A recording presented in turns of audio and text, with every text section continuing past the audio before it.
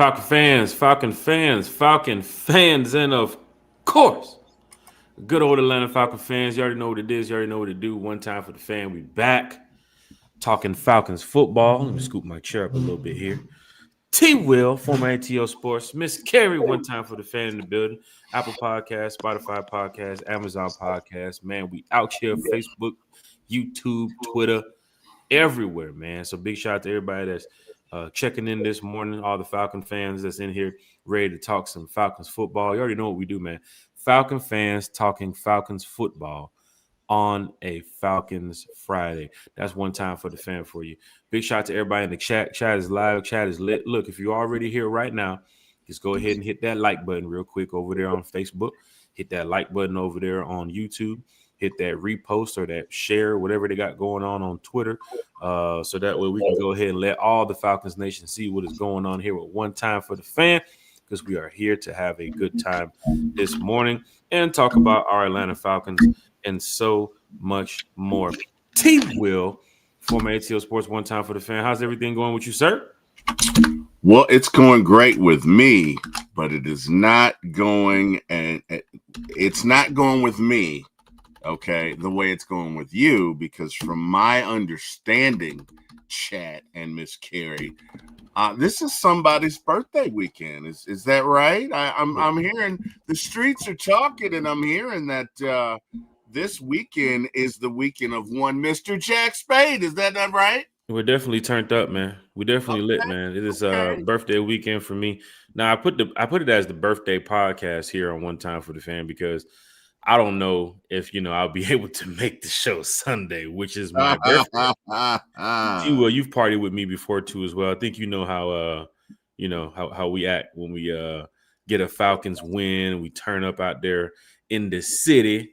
We pop out for the city. Big shout out to everybody that's going to the Falcons game on Sunday. Of course, a lot of y'all see me before the game, during the game, after the game. But if you see your boy on Sunday, man, just throw your boy a quick happy birthday shout out, man. We keep it moving, man. That's how we get things rolling over here at One Time for the Fan. But T-Will, man, it's going to be a nice weekend for me, man. Don't forget the Dogs play tomorrow, too, as well. Big shout out to the Georgia Bulldogs. And then, of course, we have Go Dogs. Falcons, go Dogs. Falcons, Dolphins at the Benz. If it was a road game, I'd be on my Road Warrior stuff right now. But it's a home game, so it's going to be going down in a major way at the Benz.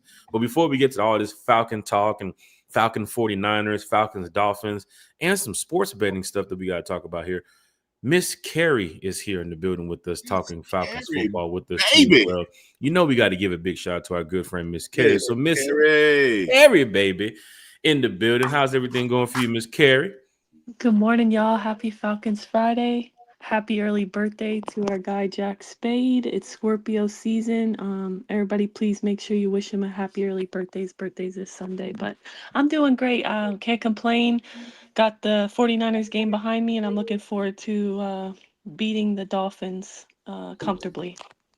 Oh, beating the Dolphins comfortably. That's what we need, Falcon fans. So big shout out to everybody here in the chat that's listening, that's watching, that's tuning in. If it's your Jack, first, what's up, Jack? bro? I don't mean to cut you off. Yep. That's what you got from what she said. Oh, you want me to turn up off of it, or you want me to go ahead and take a shot? No. What I got from what she said, okay, is it's Scorpio season. It definitely is Scorpio. It is season. Scorpio season, sir. And definitely. For those of y'all who don't know, Jack and I are both Scorpios. Scorpios are in the house. Okay? And T-Will, your birthday is November 17th. November 17th. Yes, sir. Mm-hmm. So we get the first half of the Scorpio season right here, and then of course we get the end of the season Scorpios too as well with T-Will in the building. That's here. Right. And then you got to finish off with the best sign of them all, Capricorn season. We'll get to that, Carrie. We'll get to that when it's time to get to that. I loved it. Don't rain on Scorpio's parade, Carrie, because it's a beautiful day outside. It is a beautiful day. Guys, that's kind of cool though. I never really realized that. Jack's October 26th. And about a month later is T-Will, November 17th. And about a month after that's me, December 23rd. That's what's up. So it's definitely turn up time for the rest of the year for One Time for the Fan here. So big shout out to everybody that's tuned in today on Breakfast with One Time for the Fan. So if you do wake up and take an early shot, I guess, of Tito's, my favorite drink choice, or a Grey Goose, or a Ciroc, or T. Will, sparkling water for you. I know you're not drinking that much no more. Is that what we're on, or Chick-fil-A sweet tea? We were taking a shot of the sweet tea this morning. What are we doing for T. Will? You know, I might have a little wine. Hopefully not Mountain Dew. That's all I know. I'm not taking a shot. But Falcon fans, if you want to, take a shot of Diet Mountain Dew for T. Will. Oh, November wow. 17th. You ain't got to do the diet. Let's do the real thing this morning. Let's get some real Mountain Dew. Carrie, what's your drink of choice for your birthday? Like if you're turning up, if you're going out. I mean, it depends on the mood, but I'd probably say whiskey or tequila, honestly. Whiskey? If I'm trying to drink like that, man. If I'm trying to drink, yeah, it's definitely she said tequila shots with lime or whiskey with pickle juice. That's my 2 shots I like to have. But honestly, Carrie, they carrying you out the club, ain't they? They holding you like you're all right. They walking you to the Uber. She said, "Come hard or don't come at all." You said if I'm trying to turn up, but if I'm just trying to chill, then okay, I'll have some vodka maybe, because vodka I really like because it's so easy to mix, So right. Well, Falcon fans, if you have any whiskey for Miss Carrie, of course, her birthday's coming up soon too as well. So go ahead and start getting your orders ready for that for a whiskey bottle or some, or maybe a bottle of tequila for my girl Carrie. But we're gonna talk some Falcons here in a minute. Falcons 49ers, like I mentioned before, Falcons Dolphins, what it's going to take to beat these guys. Of course, I got some questions for the chat. We're going to get to y'all in just a minute. The fans in the stands are here having a good time.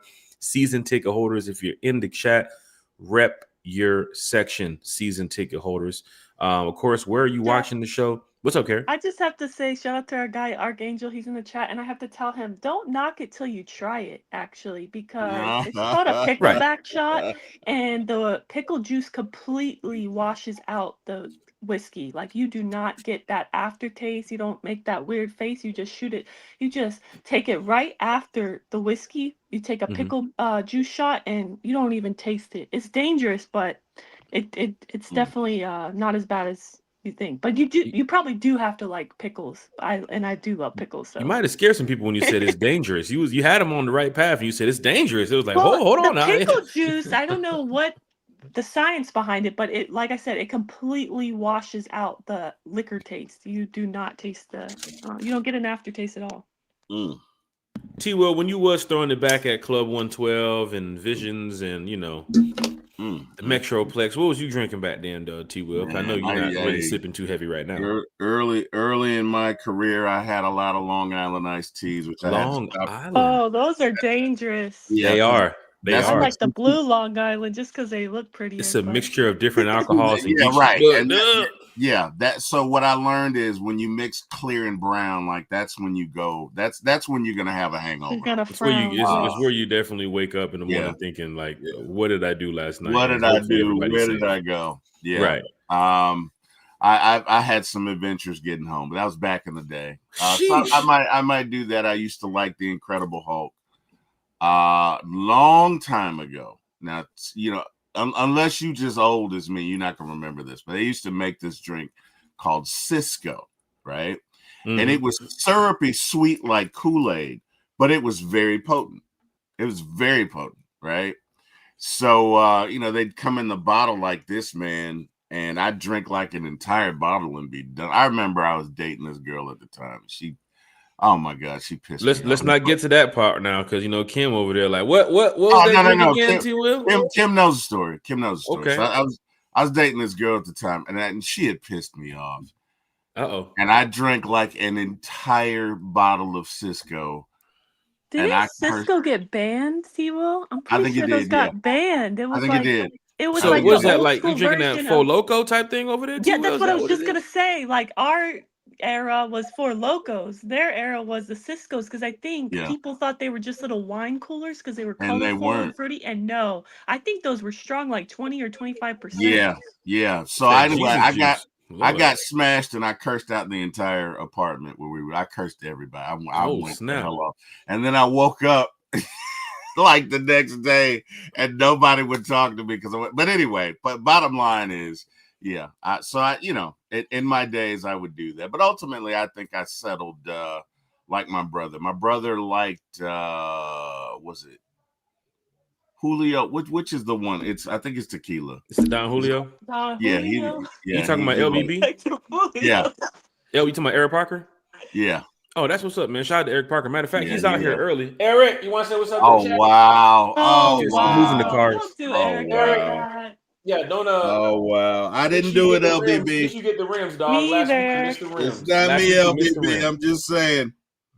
Big shout So out when Eric the Parker. wrath comes, it's not me, LBB. Love Me you, and bro. Eric was we've been roasting in the other chat. You know that Laker thing, Laker Hawks. He's Yeah. going back and forth with Yeah. me, and now that Luka might be injured, it's like, well, Lakers won't be seeing 500 no time soon, especially with that lineup. But hey, free Brownie.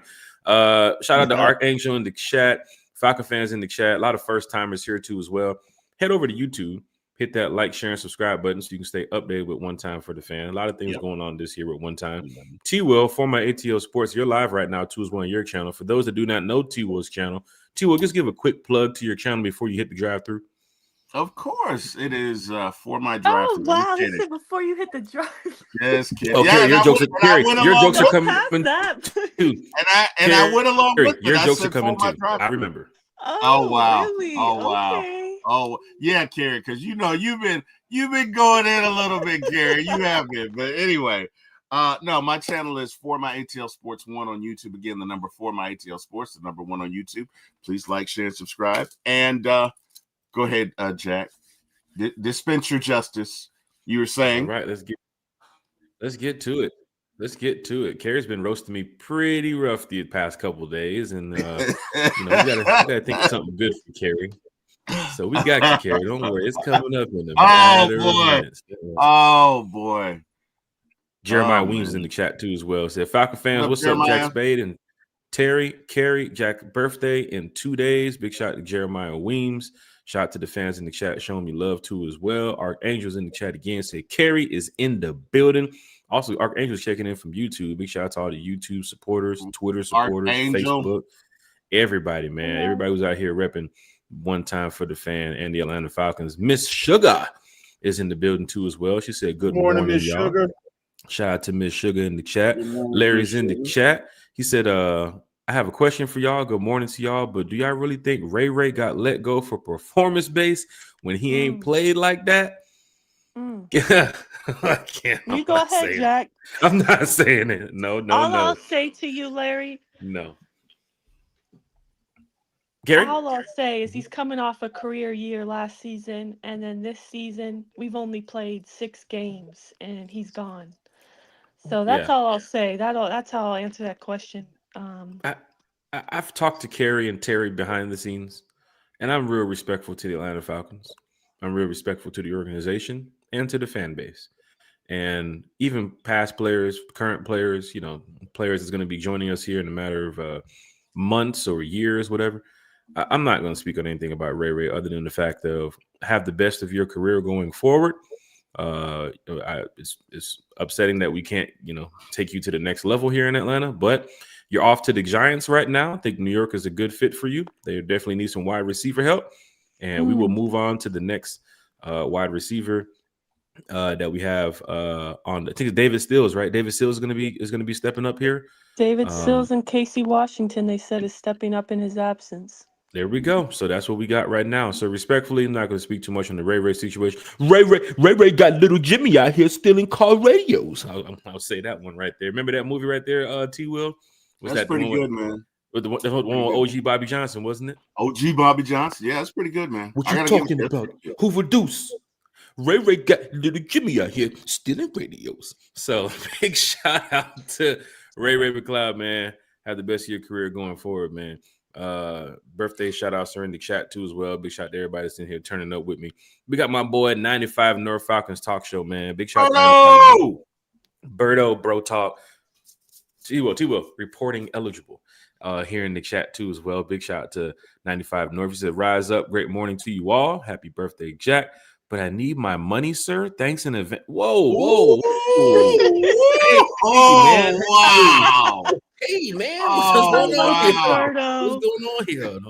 You got to talk about that, Berto. You don't bring that type of stuff to the chat, sir. No, I'm just playing. Well, he knows. He knows that. Bring it to the chat. Yeah, I don't know what I owe Berto, but Berto has a lot of money. So I don't know what you coming at little old Jack for. Jack ain't got no money. It's all about Berto up there, 95 North Falcons Talk Show. Larry with the happy B-Day, bro. Big shout out to Sterling Woods in the chat too as well. One time for the fan, what's going on? We got Silk Legacy in the chat too as well. He said, "What's up, one timers? Happy birthday." Silk. What Silk Legacy? What the fuck is this? What is this? You coming in here with the roast early? Happy birthday, tight hat Jack. Yeet, get some. Hey, What is I it? mean, it has a ring to it. I think it rhymes. What It does, right? Tight hat Jack. Yeah. is this for? Silk, you got like a group chat with Craig or something going on? Cause I see y'all coming in here with these jokes pretty early. Carrie, Where are you is leading that Craig, group chat? actually? Where is Craig? Where is Indeed, Craig? yeah. He's Where you at, late. Craig? Oh, hold on, I Craig, got you right late. here. Let me Where check you the at? camera.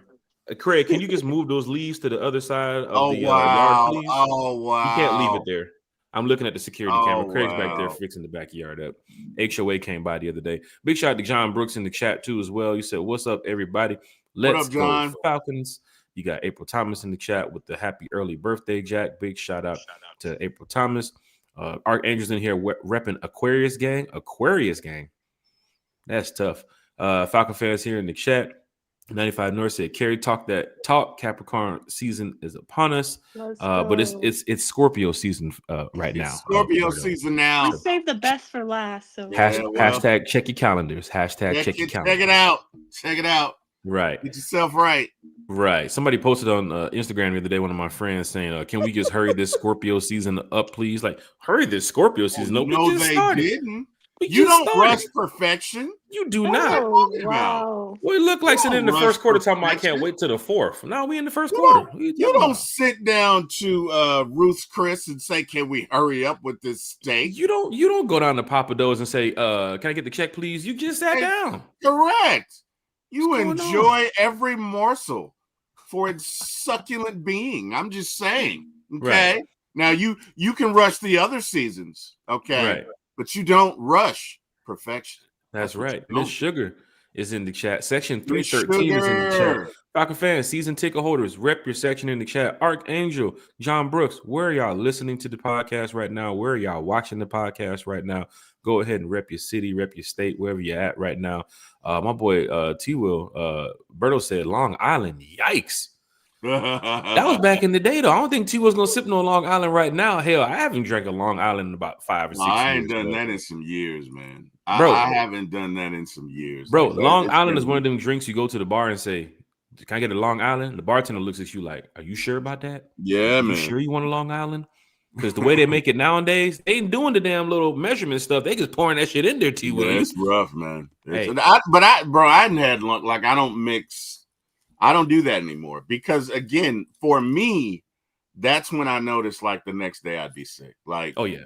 I'm either for the most part I like clear liquor, hmm but if I do brown, I'm gonna stay brown. I do not mix. Right. Look, So, I can tell you, Silk Legacy is one of those old school Atlanta drinking jokers in the club. He was drinking Blue Month.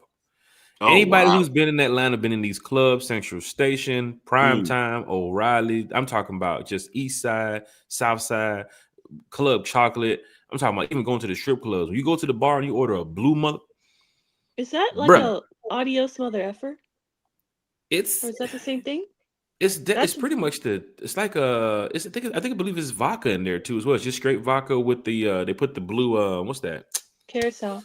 Yeah, they put the blue carousel in there, but they loaded up on vodka. I think it was like 3 or 4 different vodkas they were loading it up on. And then back then, if you were Oh, drinking Blue okay. Motherfucker, we talking about before Ciroc, and they were probably throwing Grey Goose and Absolute, Little Sky. You never know what they were throwing in that joker. But when you had that drink, Carrie, so you'll go to the club and Blue Motherfucker will be like $2 or $3 if it's like $2 Saturdays or something like that. So Oh, they were wow. loading those drinks up. And you That talking sounds about like a headache. it'll get you there.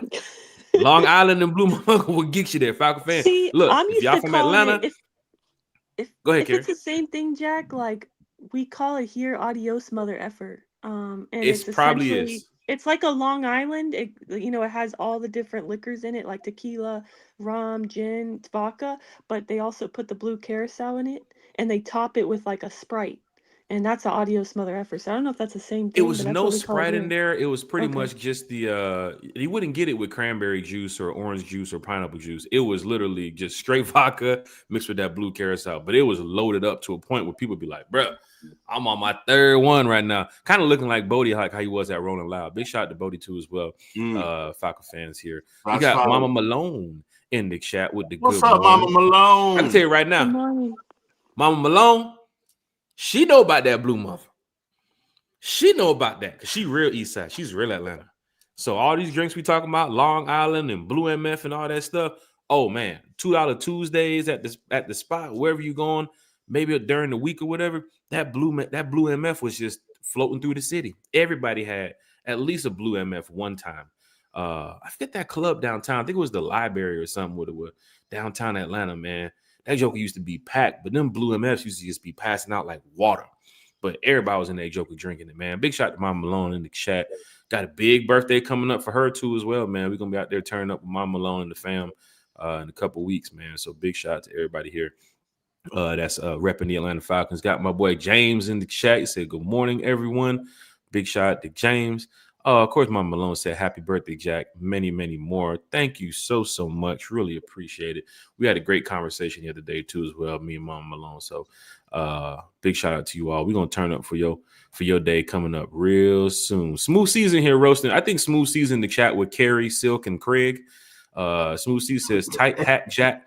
Sound like a bootleg pirate costume." Oh my god! Oh wow! Oh, Do you want to do like Carrie wait, Smooth wait, C and wait. put $2 behind that, and you can send your super chat because Carrie will help you out. She'll show you how to do it. Oh, that was the first your shot, Wi-Fi. Carrie. Nah, your Wi-Fi is good today. I think somebody said it already. Oh! Carrie, the Your Wi-Fi is Wi-Fi always working. good, Carrie.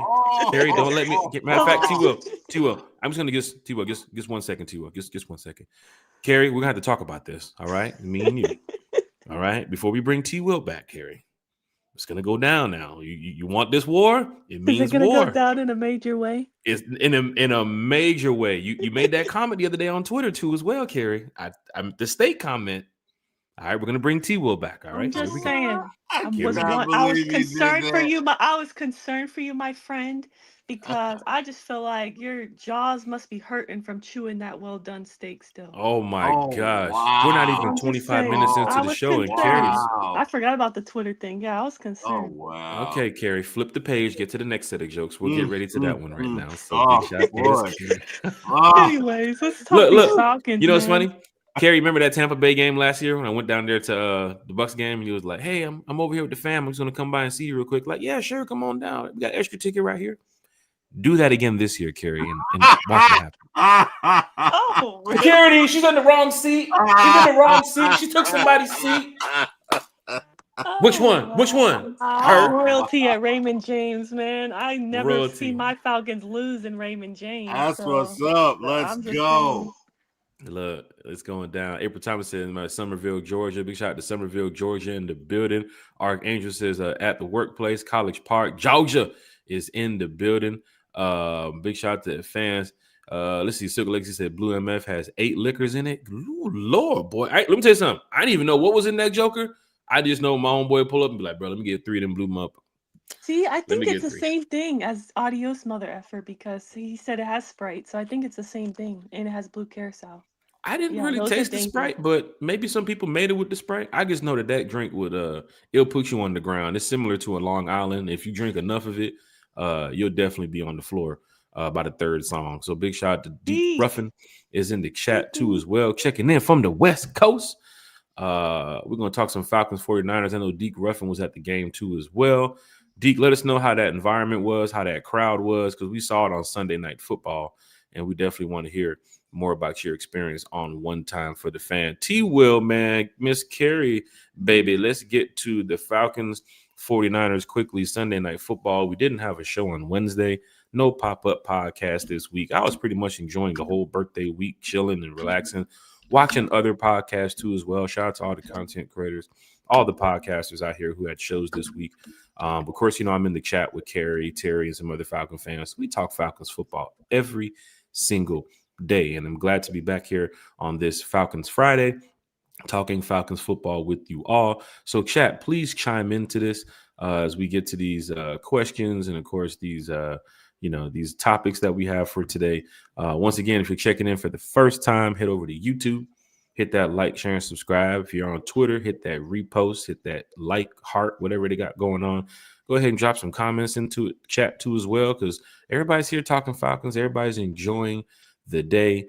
It's a beautiful day out here in Atlanta, man. I'm sure the Falcons are getting ready to do their walkthrough and get everything ready so that way they can go ahead and beat those Miami Dolphins on Sunday. But before that, Miss Carrie, Mr. T. Will, we saw a disappointing loss against the 49ers, snapped our, 2-game win streak? We got to talk about this, man, because there's some fans who are concerned of a couple things. And, of course, here on One Time for the Fan, this is their opportunity to vent in the chat, talk Falcons football with other Falcon fans. We don't do the negative stuff. We keep it real when we talk Falcons football, but we do have to go over some things that I'm sure the organization is talking about. I'm sure the team inside the war room is talking about. Maybe player families are talking about. Maybe fans in the stands are talking about. But here on One Time for the Fan, we're definitely discussing it. Miss Carrie, Mr. Terry, what went wrong Sunday night against the San Francisco 49ers from your eyes? Because you guys were watching the game, or, if you guys were listening to it on 92.9, big shout out to the radio station, shout out to Dave and Wes and everybody. But what went wrong against the 49ers, Kerry? We'll start with you first, because I know you had a lot to say in the chat when we was talking the other day. But now that we're here back on the channel, the platform is yours, ma'am. What happened? I mean, to be honest, there's a lot of things that went wrong, unfortunately. And for me, that's what's frustrating, because that game was ours to win, honestly. Like, they scored 20 points, yes, but I mean, for most of that game, it was a one-score game. And I said this heading into this game. I don't remember if it was on our show or show with T. Will, but I did mention that I think whoever wins this game, it's going to come down to who has a bigger day on the ground, whether that be CMC or our guy Bijan. And unfortunately, it was CMC. We couldn't stop him. He had his first rushing, over 100-yard rushing game in 2 years. And unfortunately, Bijan rushed for only, I believe, 40 yards. Yeah, 40 yards on 14 carries. That's just not good enough. Tyler only had 1 carry in the first half. That's criminal. I don't know. I feel like Zach panics when, like, if the running game is not working right away, he panics and goes away from it. And for me, this Falcons offense is built to run the ball. That should be our identity. That should be our brand of football. And I don't know. We had essentially our rookie quarterback in his 9th start throw the football 38 times on the road. To me, that's just not acceptable either. Yeah, I mean, that's just kind of sums it up. Unfortunately, Divine Diablo going down was a major blow. It still is. He's likely to go on IR, but I feel like I mean, if I had to pick one thing that our defense, isn't good at, I mean, we have the 2nd best passing defense in the league, but our rushing defense is not good.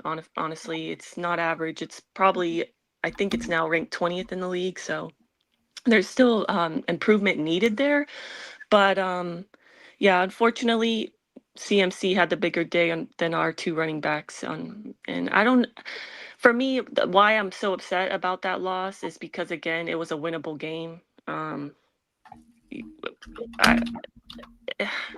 feel like we shot ourselves in the foot a lot, like, Mooney not going out of bounds, which at first I thought it was on him, but then I saw, watching the film back, I saw the coaching on the sideline pointing to go downfield, so it didn't save us that timeout, wasted kind of time on the clock. And I don't know, questionable decisions. You don't have you talk about, I was going to say our best player on the team, but Raheem has said he's the best player in the whole league in Bijan Robinson. You have him on the sideline on 3rd and 1, and then 4th and 1, you don't run the ball.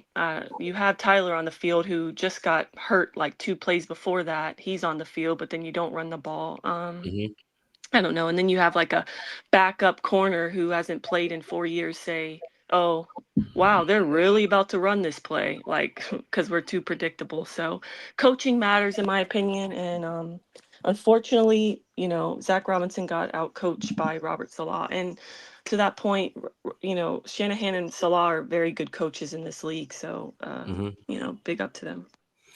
Falcon fans, you can hear the disappointment in Carrie's voice. I don't think she even want to talk about the Falcons 49ers. I think she want to talk more Falcons Dolphins. Move on to the Dolphins. So we're gonna move on to the Dolphins in just a minute here.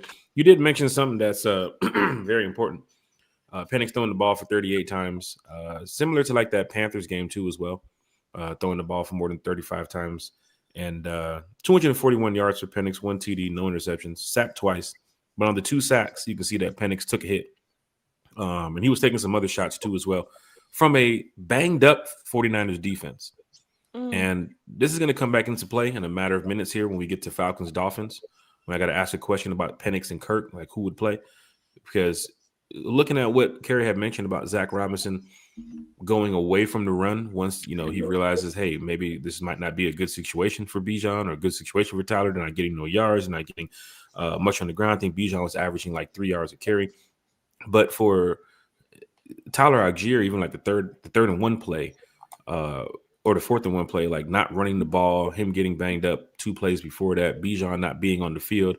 For the cornerback that mentioned he saw this play in film, I think Zach Robinson countered that saying we didn't run this play. So I don't know how you can say you saw this play in film. But I will say that there is a lot of motion with Drake London that people do recognize, and they see that, hey, when they don't know who the ball is going to, but for a corner, you kind of lock in on different things. I even tell my son's team that too as well, because we're playing a team in the playoffs Saturday that runs a lot of motion.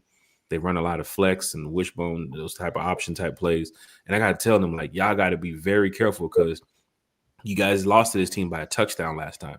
And because of it, it was the reason why that these dudes are running this wing T formation that you guys haven't been able to see. And that wasn't the looks that you guys have seen all season. And so they try to dial it in on practice this week doing that. But even for that cornerback that said he saw Drake London in this route before and all this type of stuff, he's probably just living in the moment of he got a nice win. He made a big play. So he's going to try to, talk a little crap to the Falcons. But you play teams that are ready for the playoffs. And if you look at the 49ers, if you look at the Bills, if you look at the Commanders, these past 3 games, we went 2-3 out of it. A lot of fans would have thought we'd go 0-3. There was a lot of fans, that were saying we can't beat the Commanders. Even without Jaden Daniels, we can't beat them. There's a lot of fans that went into that Monday night game saying, oh, I'm selling my tickets because we ain't going to beat the Bills. We ended up beating the Bills. And honestly, losing the game 20-10, you could have beat the 49ers. There was a lot of opportunities to beat the 49ers on Sunday. And it's just disappointing that we didn't get the job done. See fans in the chat talking about take the points. I forgot about that. Kick the field goal. Where's Parker Romo? Is he still on the team? They don't trust the kicker straight out. They don't trust the kicker. I'm sorry. Man, it's so frustrating for me. It's a lot to get to. T. Will, go ahead. Yeah, we got to vent first before we get to the joy and the happiness. So T. Will, you see the chat. They're talking about inconsistent, not tackling, no communication. Jonte take the points. William Amy said players are just there to collect payrolls. People are really upset here. Archangel CMC was tired of hearing about Bijan. He was like, let me show you who y'all forgot about. And this was like a real comeback game for Christian McCaffrey. We haven't seen Christian McCaffrey do like this since the goddamn Panther days. He hasn't had 100 yards rushing in 2 years. And of course it's against us. And unfortunately as well, Bijan, he was on a 100-yard game streak every single game this season, and his streak was broken. Right. Well. Tyler Algier, 4 attempts for 16 yards. Carrie, didn't you mention something that when we run the ball more than 10 times or something with Tyler that we end up we're 13-3. We're 13-3 when we run the ball more than 10 or 15 times. When he gets 15 plus carries in a game, which he only had 1 carry in the first half. That's what I'm saying. Our identity, this team is built to run the ball. And you already know we don't play well. The offense, doesn't play well on the road.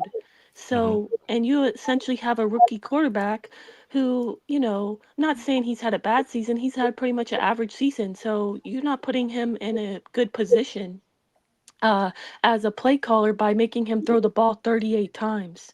And especially when the offensive line is having a horrible game, their worst game of the season by far.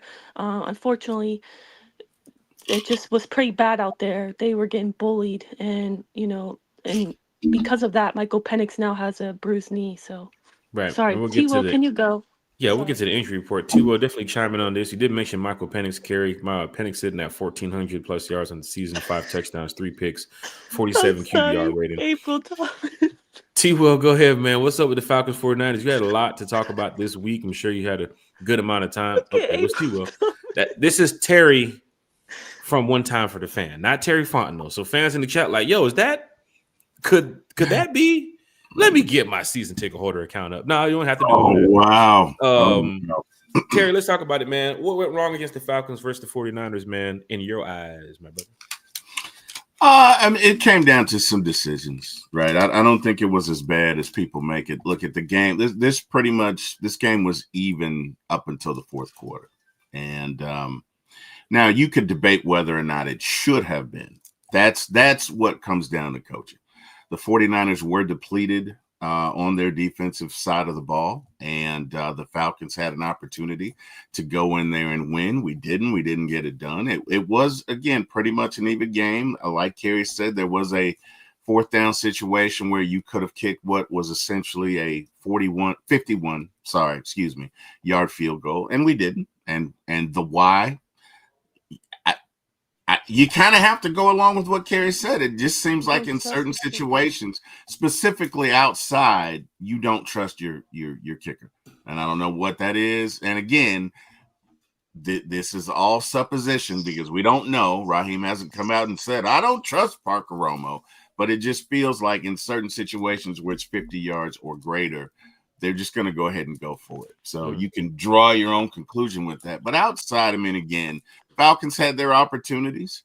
We couldn't convert on certain downs. And to Jack, I believe you said that Zach Robinson said, well, I don't know what he's talking about because that wasn't the play that we called that he was talking about. Well, I know what he was talking about because he stepped right in front of Drake London, so he knew something was coming, right? So on some level or another, there was a situation where you did have some plays that were predictable. But we've seen this in the NFL too. Cornerbacks jump routes all the time. If your footing is there, if your placement is there at the right time, you don't have to make this certain type of adjustment. You see the out route, you get to it. I see it all the time when I'm out there with the kids. Like they're eighth graders. But the problem is that should have been. I think he anticipated that. Yeah, he said that Saleh showed him the film. Yeah, I'm gonna disagree. I think it was run that play.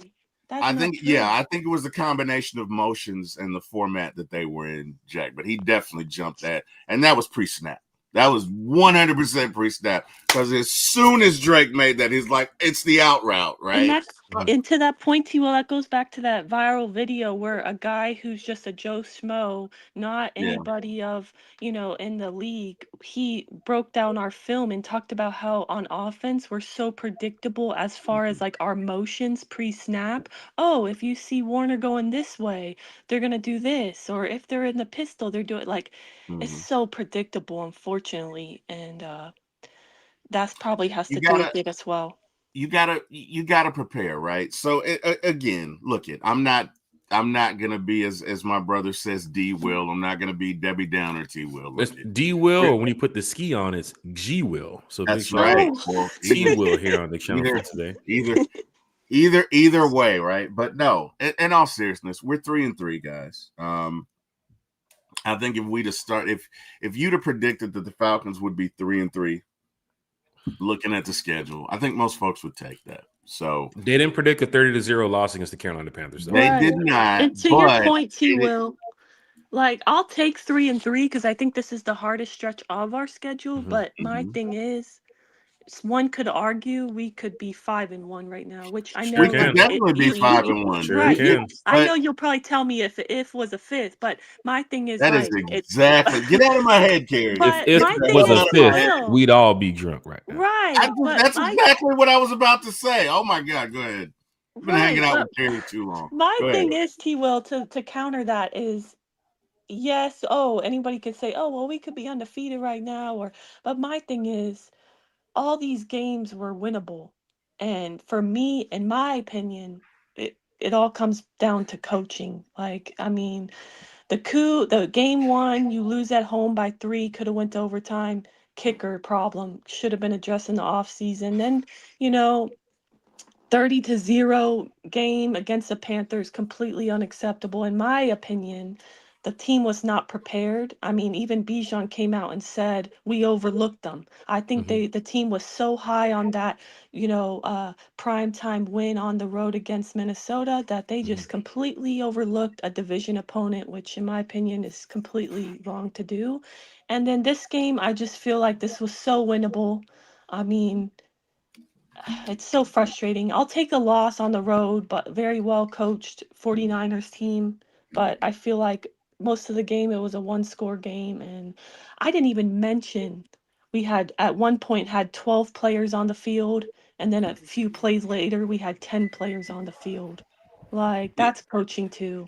It's a it good That's thing is. that most of the game we had 11 players on the field, but at the times It, that we needed 11 players, they yeah, ended up putting we 10 did. 10 players players out. on the field, man. Oh man. But But anyways, I'm sorry. bottom line is this happened, right? Look, if we kick a field goal there, even in spite of all that, the game's still tied.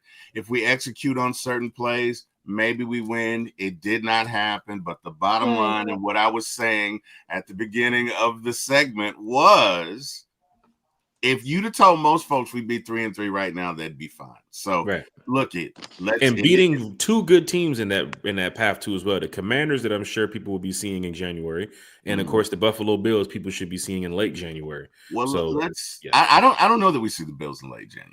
I think the I don't know Bills going that to we get see there, the man. Commanders either.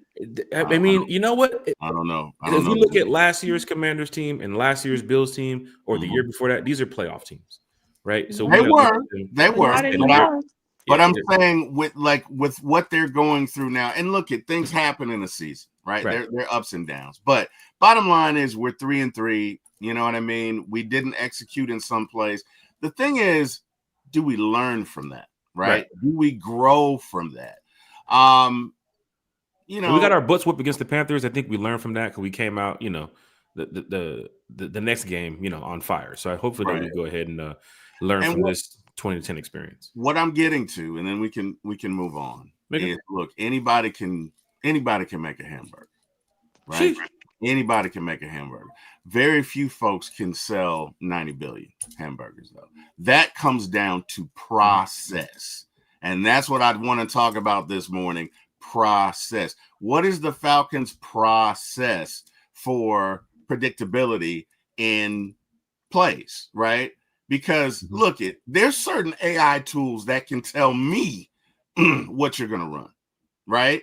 There's certain AI tools. I can go right now. I can pull up an AI tool right now, and I can tell you in certain situations, Falcons do this, and that's me, Joe Schmo on the street, never even seen the inside of an NFL facility from a player perspective, right? So if we have it, I know they have it. And I think what needs to be done, and again, this is just me, is we need to take a look at our predictability in plays and scenario and situations. And okay, you know what I mean? Like you learn from it, right? You learn from it. That's what I'm talking about. You grow from it. You've had some teams that have gone 9-7 and won the Super Bowl. So it's not too late to figure it out. We're 3-3. Yes, we could be 5-1, but in some instances we could be 1-5. So let's take let's take stock in ourselves now. Okay. And I'm talking to the Falcons coaching staff and let's work it out. Raheem in some scenarios, and I know Kerry, we disagree, has been better. His first game with Koo, got rid of him. Situation with Zach Robinson, brought him down. It's not that I disagree with you, T-Will. Situation with Ray. Get on him, T-Will. Got rid of him. Get on him, Kerry. Get on him, Kerry. Right. Situation with Ray got rid of him. I just want to say, to your point, it's not that I disagree with you, T-Will.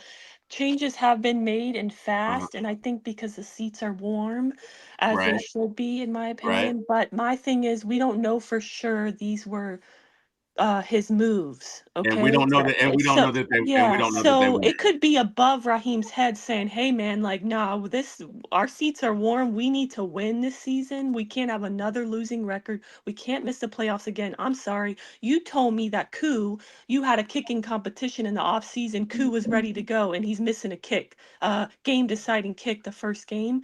For all we know, he could have been told, all right, yeah, pull him. We got to make a move. We don't know, right. but we don't know point, that. At least the moves are being made. Thank you. That's where I'm going. We don't know that. We don't know that it wasn't him.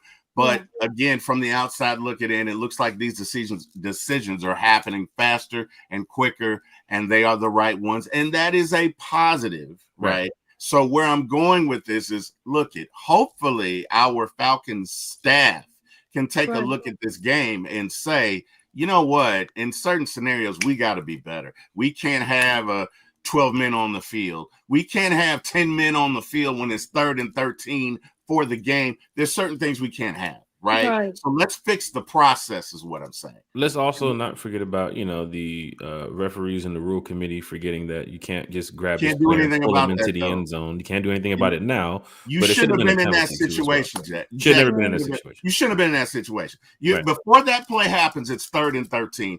You don't have 10 guys on the field. That cannot happen. Well, watch out for that table. That's very frustrating. Frustrating with the game on the line.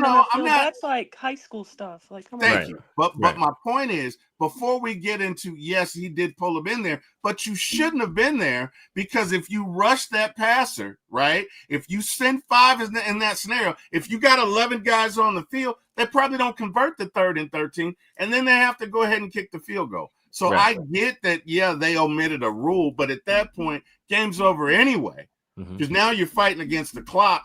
You look at Falcons got to pay attention to detail. What this boils down to is this administration has shown a capacity to not pay attention to the details. And there's an old saying that says the devil is in the details. You can miss a whole lot with that. So as a coaching staff, we have to be better. We have one of the most talented teams in the NFL, okay? And that's great. But if you got a 2025 Ferrari and you don't know how to drive a stick, well, you may as well not even have a car in the yard. So all I'm saying, Falcon coaching staff, let's fix the process. Right. Thank you, Big shout out to Terry and Carrie for that,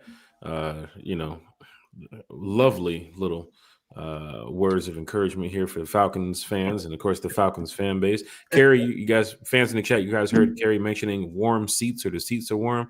Carrie just started her couch upholstery business. So if you guys need some assistance getting your seats taken care of, whether it's car or point, furniture. Jack, I've been trying to contact you because this business is booming over here, and I can't get a hold of you to come haul out the old ones with your Okay. Oh wow. Okay, so she's on point today. Okay, let me try again, T. Will. Let me go back into the drawing board here.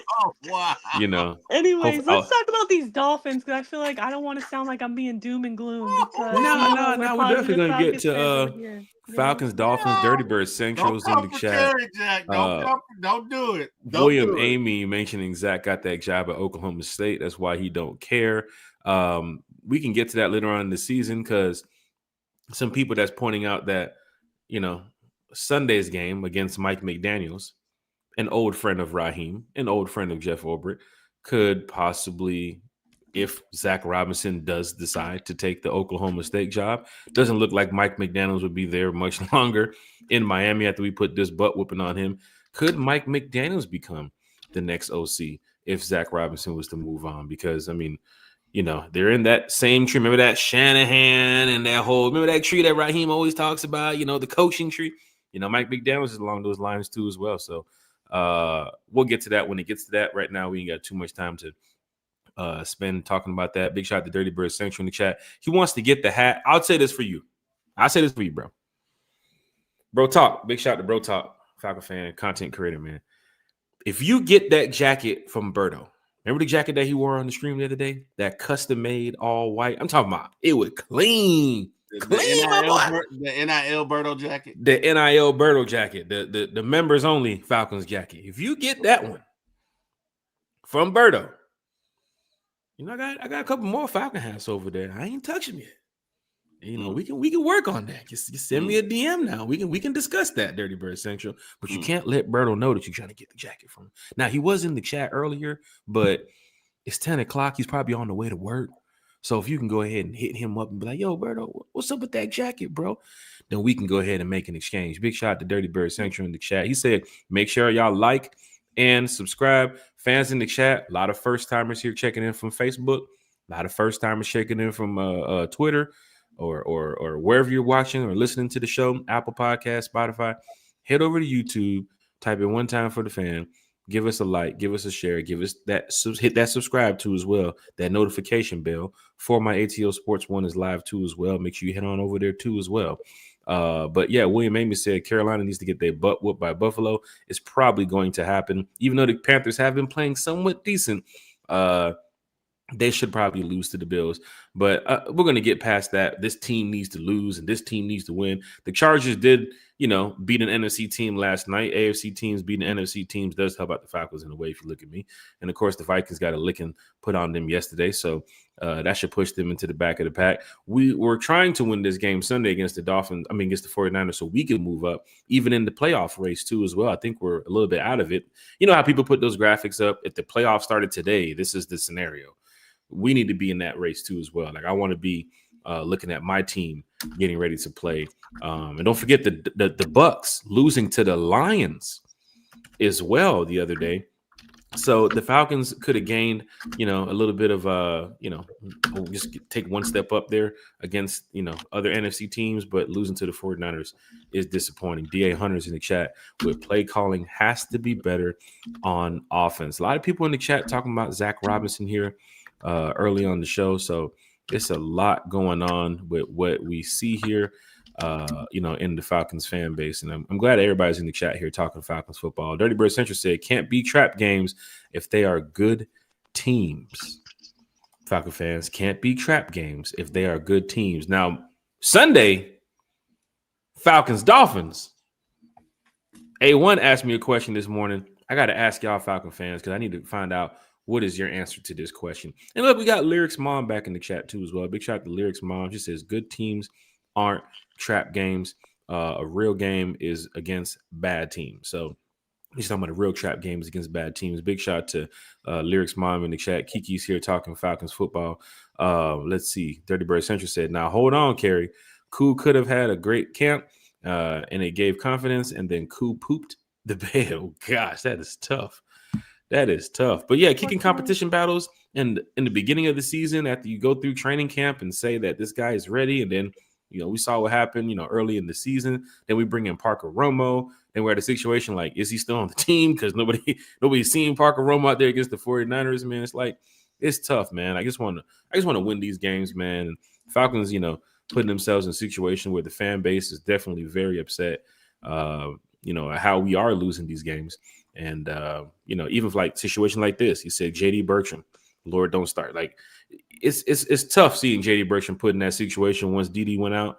And then, of course, the 49ers, what did they do? Kept running the ball right up at JD Bertram, keep putting a blocker in his face to make sure that he couldn't get to the ball. Because DD is a big part of the Falcons defense. And once he went down, also shout out to DD for playing like an extra snap or series that his arm was still, I think, he was still hurt. He didn't even know. I think it was Jesse Bates said that he played an extra play or two even after being hurt. So yeah. Man, big shout out to Divine Diablo, man. Hopefully we can get things right here coming up, and it's going to be a big game on Sunday at the Bend. So Falcon fans, we're about to get to some Falcons Dolphins talk here in just a minute. Bellows World's in the chat says also the Mike LB to count his teammates as well. That is true. I told my son that all the time. Make sure you know all your guys are on the field, people running off and running on, so much stuff happening on the sidelines. Now that's middle school. So just imagine when you get to the NFL level with the coordinators and assistants and this guy and hey, get the special teams out here and get this guy, hey, get this package in. It's very important that the middle linebacker or even anybody out there, if they can look around and just say, hey, look, 1, 2, 3, 4, 5, 6, 7, 8, 9, 10. Okay, we're good. Because sure enough, they took advantage of a spot that we needed on the field. And it's just disappointing, man. But Falcons have to move on from it. They have to get ready. Dirty Bird Central says, stop it. Mike McDaniel is not an improvement. There are people talking, Dirty Bird Central. There are people talking about, hey, if Zach Robinson moves on, who could be a fit for the offensive coordinator? Raheem like his buddies now. He gonna give a phone call to his friends first. So big shout out to Dirty Bird Central here in the chat. If y'all don't know who Dirty Bird Central is, man, make sure y'all head over there and check out his channel too as well. Talks a lot of Falcons, a lot of play breakdown too as well. And he keeps it 100% real with the fan base. So big shout to my boy Dirty Bird Central here. And he was here on the channel recently with Berto during our podcast bye week, where we had Uncle Steve on Monday. We had Berto and Bro Talk on Wednesday. We had Damsky. Big shout to Damsky, first time on the show, talking Falcons football with us on Thursday. Breakfast with One Time for the Fan with Big Low Country Sports, where T. Will told us that he's looking for people who's looking for the Find the Cash ATL. And today is Friday, so maybe T. Will did find them. And of course, we finished it up with A1 Forever, talking Falcons football too as well. D.A. Hunter said, missed you in San Fran, Jack. A lot of Falcon fans were out there. Falcon fans travel very well. And I saw that you guys were turned up out there before the game, even going to that whole weekend. San Francisco is one of them tourist cities that will make you pull up to San Fran, right? Vegas is one of those cities too as well. New York is one of those cities. We got to play the Jets coming up in a matter of weeks. Arizona is a city like that. I mean, Phoenix is a city like that too as well. Like when y'all go out there to Phoenix, when y'all go out there to Glendale, man, I'm talking about y'all going to have a good time. But I'll be seeing y'all on the road in a little bit. I'll be in New Orleans. I'll be in Tampa, and I'll be in Arizona. So there's a lot going on. My son playing ball and all this stuff this year, and of course trying to get everything situated, and that's getting ready to wrap up. So we got some stuff that's going down here shortly that I'll definitely be pulling up on the Falcon fans on the road. Travis Preston's in the chat with the One Time. Big shout to Travis Preston here in the chat. We're just enjoying having a good time talking Falcons football, and I'm glad everybody's here in the chat. T. Will, before we get to Falcons Dolphins, because I'm sure it's going to be like the last point of what we need to get to for the show, last topic here. Something's going on around the NBA. And I think for some people here in the chat, you guys probably saw it. And, we don't talk too much NBA here because it's all about the Atlanta Falcons. But it's something that's very, disappointing to see, because there's some people here that probably do gamble, right? And they probably have their FanDuels. They probably have their sleeper apps. They probably have their PrizePicks app. And even last night, the Chargers and the Vikings, there were some people who put out probably some props. Put some bets in on some player props that, they're trying to win a little money here and there. And Kerry, I think we talked about this in the chat too as well before we got on the screen. I think it was yesterday or when this all went down. This gambling stuff, this sports betting stuff that's happening across, all sport platforms. What people do not know is T. Will, Kerry, you guys probably been a part of it. There's a lot of this stuff that happens every day, right? And it could be football, it could be basketball, it could be baseball, it could be soccer, it could be as many sports as they put out there on that player prop thing. But to see this happen at a level of Chauncey Billups, who has been respected across, the NBA for quite some time here, even winning even winning a championship with the Detroit Pistons. Is he a Hall of Famer? I think Chauncey Billups is a Hall of Famer too as well. Not sure. Well, if I'm guaranteed he's probably not going to be now. But yeah, without a doubt. Terry Rozier too as well, who's been playing the league for quite some time. But for fans that do gamble, and there are some people that says, man, this game is rigged, man. These referees, I can't believe these calls, man. Don't forget, T. Will, this has been going back since that referee back in the NBA during the Tim Duncan days, right? And a lot of this stuff that's been going on. And going back to it goes back to Pete Rose. He bet on Pete Rose. That's right. That's right. And this is it's crazy to see that it's happening in the NBA. But the question to you, T. Will, could this be happening in the NFL as well? It's okay. So I'm gonna you know what? I'd love to hear Kerry's perspective. Kerry, you out there? Did she step away? Kerry, you there? She might have stepped away. I think she has another order. Oh, you there, Kerry? Okay. Stop it. You're gonna stop coming for my Kerry, okay? You're gonna stop doing that. Miss Kerry, I'd love your thoughts on this first before I dive in. I mean, in general, I don't know. I saw somebody say that a hot take is that sports betting, just betting in general was better. Gambling in general was better when it just had to do with Vegas. Now it's, people, it's become like also a mental health thing where people are, spending money they don't have, or, there's betting hotlines. People are going broke over betting. It's too easily accessible on They're people's crashing out. phones. Right. Yeah, so I don't know. I mean, I do sports bet myself, but I also know to set a limit, but I know not everybody can do that with, gambling can be an addiction. So I do think, I think you said this, or maybe, no, actually it was Scott on your show yesterday, Tiwo, who said uh, he thinks it's okay for players to bet on sports as well, as long as it's not their own sport. So maybe like if you're an NBA player, you can bet on NFL, or you're a hockey player, you can bet on baseball. Um, I guess that would be okay, but I just obviously it's so wrong to bet on your own sport, which obviously they're not supposed to anyway, but it's really tough with the situation. I think it's very wrong because, like you said, games seem like they could be fixed. Yep. And then uh, I It makes feel you like, wonder, like, which game could be fixed and why could it be fixed? Like, right, what's the reason especially as a behind it? These Falcons guys are making fan. millions of dollars and they're betting and they're gambling. Like Terry Rozier's getting 200,000 delivered to his house Right. and he's So, making a couple mil. Like, what are you doing out here? But could this happen? And I bring this up because Terry, could this happen in football? And could this affect the Atlanta Falcons down the line where it's like, Kerry, I showed you the video about the soccer player. All it takes is one or two people to throw this game. You don't need to have a whole bunch of people out there to mess this up. One or right. two people can mess it up for you guys. Even And referees. bam. Even referees have been accused of, doing such things like in soccer, sports betting, so and rigging games. Maybe they're getting paid off for a certain result. So it's really tough because as a fan, you want you want the game to be fair Hmm. and not fixed. But I don't know. I think this is opening up a big can of worms. This whole situation. Right. Right. And we So, haven't even got to the Damon Jones situation. Damon Jones is a part of this too as well, mentioning to other teams about hearing the name LeBron James. Now he's not involved in this gambling thing, but yeah, somebody who was close on that coaching staff, or I think he was on the other team at the time, had mentioned to his people that, hey, look, LeBron's not playing tonight.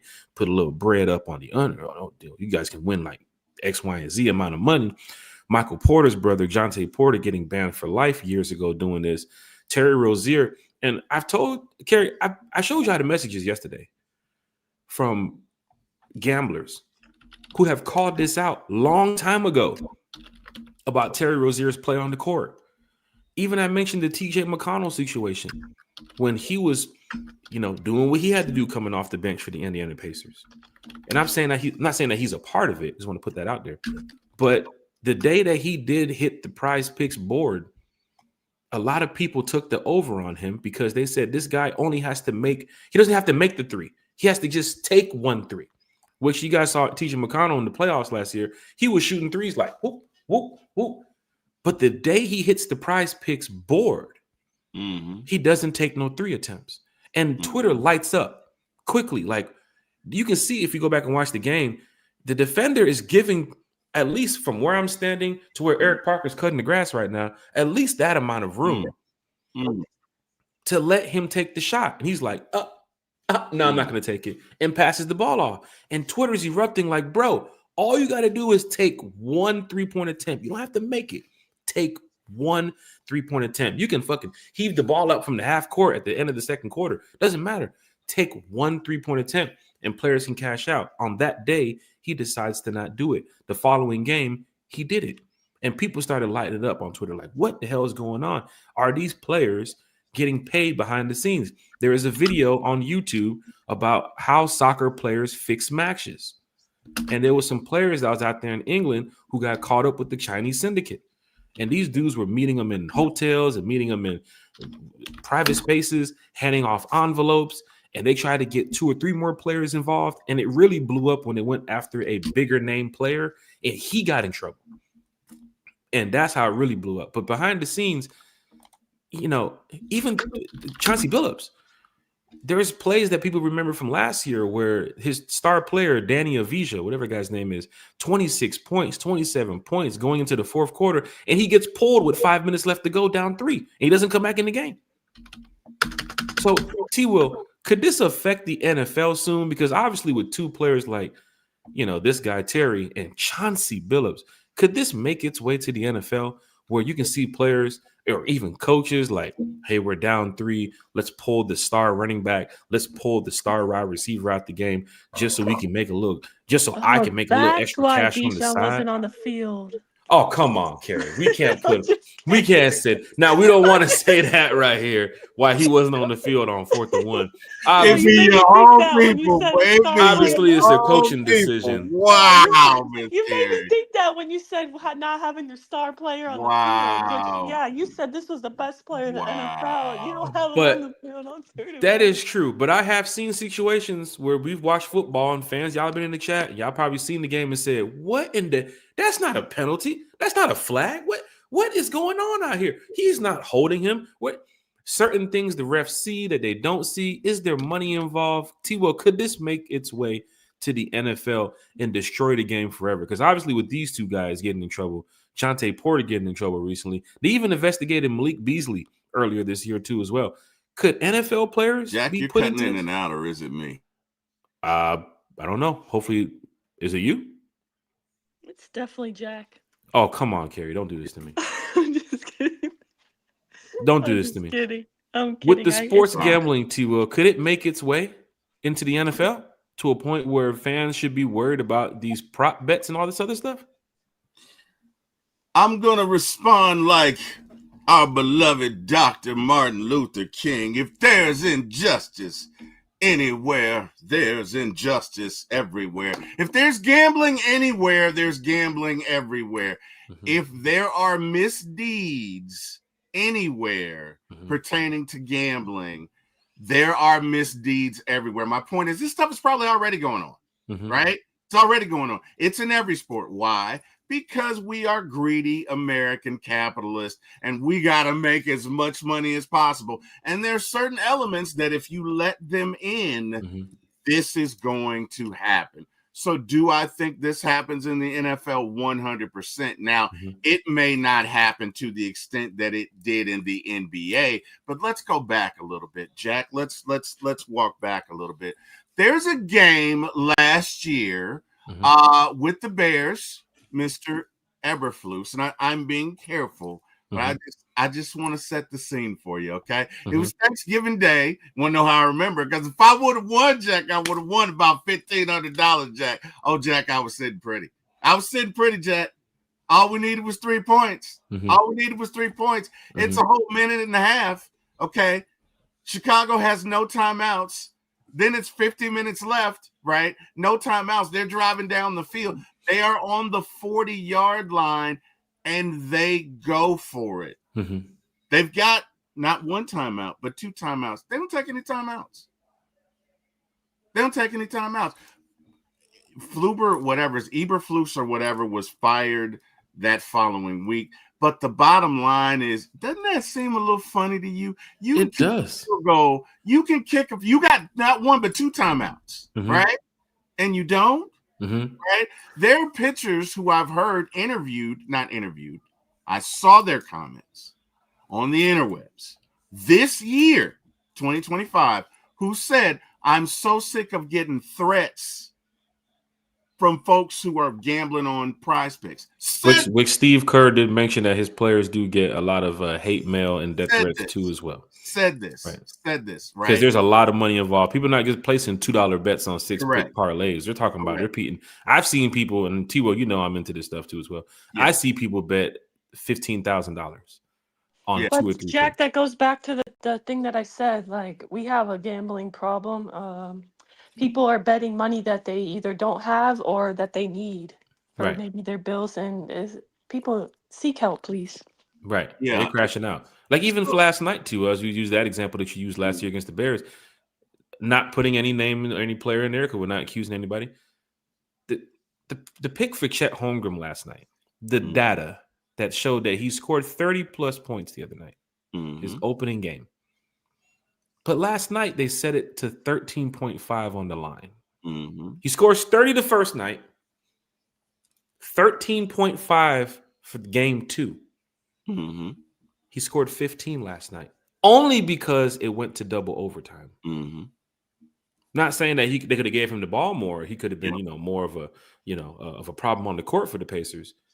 But I was sitting there watching like something's weird. I'll just take the 13.5 just to be on the safe side. Mm-hmm. And Eric Parker and them saw me in the chat like, what the is going on here? Where he's not getting the ball in the damn near end of the fourth quarter, going to the first 5 minutes of overtime, damn near didn't get the ball. And because of double overtime, he was able to score 2 more points to break the line. Mm-hmm. And it had me thinking, bro, he just scored 30 the other day. Why not set it to 20 or 25 or 26? Mm-hmm. How do you set it to 13.5 and he only scores 15? So I'm not just putting it out there that, there's a lot of things involved. And of course, they said the mafioso is now involved too as well. I didn't even know they were still around today. Honestly, it was 2025. Mm-hmm. They're still around, brother. Apparently so. But I don't want this to make its way to football. I don't want, of course, this has nothing to do with the Atlanta Falcons. I don't want this thing to get, blown up to where we can't even watch sports and enjoy it the way we need to enjoy it because somebody's out there putting $55 million on 2-player picks. And just to hear like what Terry Rozier said to his people, don't forget, Terry, if a player knows that he's not doing X, Y, and Z, all he got to do is just tell his people, hey, look, they didn't put me into the scheme this week. I'm not going to be getting 15 catches this week. I'm not going to be getting 20 rebounds today. And then next thing you know, you got his people making a bunch of money and people crashing out like Kerry said, because they can't make X, Y, and Z amount of money. People who just go to the game just to play the game for fair and for fun, knowing that, hey, behind the scenes, this shit is happening. So we just want to spend. I'm almost at the point, Jack, not to cut you off, but I mean, is it even worth to bet? Because there's so many variables that you just don't know anything about. Right. And I've seen several instances where even in baseball, there are pitchers who are just known to strike folk out, and they come within one of whatever the threshold is. Right. And how is that data know the threshold to that point where it's like, bro, you said 14 pitches thrown in the first half and the first inning, and he got 13. Like, right. It's just one. It's so for me, like, hey man, I got 2 kids in college. I can't even look Mrs. Wilson in the eye and be like, you blew it all on 2 pitches going for 4 strikeouts, 4 Ks a game. Yeah. So but I mean, it's interesting. Do I think it? I think it's already there. I think you are. Matter of fact, I'd go so far to say it is naive to believe that it's not in every sport, from baseball to football to basketball to soccer to. I see the video on YouTube. It's in soccer. Some way, somehow, it's around there. Right. To tiddlywinks to table tennis. To don't tell me pickleball is a part of it too. Yeah, that's where I was. Hey, bro, you've been hitting that ball a little bit different today, but you need to win this pickleball game. Like, it's everywhere. My ankle hurt. It's everywhere. Yeah, it's everywhere. What's everywhere too, T. Will? You know what's everywhere? What's up? The super chat. Big shout to CD Electrician in the chat with the super chat. Super chat. What's going on? Wait, Jack. What's up, brother? I believe our super chat was incomplete because yes, the third part of our trio. Okay, she's on a call. She's on a call right now. Oh, she's on a call. Oh, darn. Mm-hmm. Yeah, darn. She got an order. Big shot to CD Electrician. I didn't say that, Gary. Hey, look, we're promoting the business, and people are calling. We're promoting the business. CD Electrician with the super chat. Super chat. Big shot to CD Electrician. Said, I'm trying to sell tickets to the game Sunday. Falcon fans, if you're trying to go to the game on Sunday, hit up CD Electrician. CD Electrician right here said he's trying to sell tickets. Have him drop his contact. Drop your contact. Well, can he do that? I mean, if you want to see the Electrician, you're gonna have a bunch of people hitting you up. Where can they find you on Twitter? Where can they find you on Facebook, on Instagram? You're trying to sell tickets. I think, are you in the Dirty Bird Nest? Are you in the Nest, or are you in the section next to the Nest? See the Electrician. See the Electrician said, I'm trying to sell tickets to the game Sunday. Falcon fans. He dropped a super chat in here. Big shout out to See the Electrician. Now, I will say this when it comes to the selling of the tickets. They're not priced like how it was with the Bills game. So, Falcon fans, I was like, man, we paid $500 for them 300 level seats. You're not going to pay that for the Bills game. All right. The Dolphins are 1-5, 1-16. They're not that good. Falcons just came off a loss against the San Francisco 49ers. So even my 2 tickets the other day that I sold away, my season tickets to my boy, because I have some upgraded tickets too as well. Because your boy Jack Spade got a big birthday on Sunday, so I got my tickets upgraded. So I had to go ahead and sell some tickets off. I didn't sell it like, oh yeah, I'm finna make a big cap off this. I sold it to 2 Falcon fans that want to go to the game.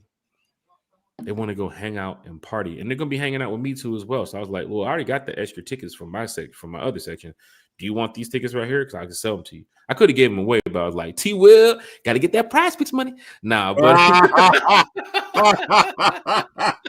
nah, shameless plug to them.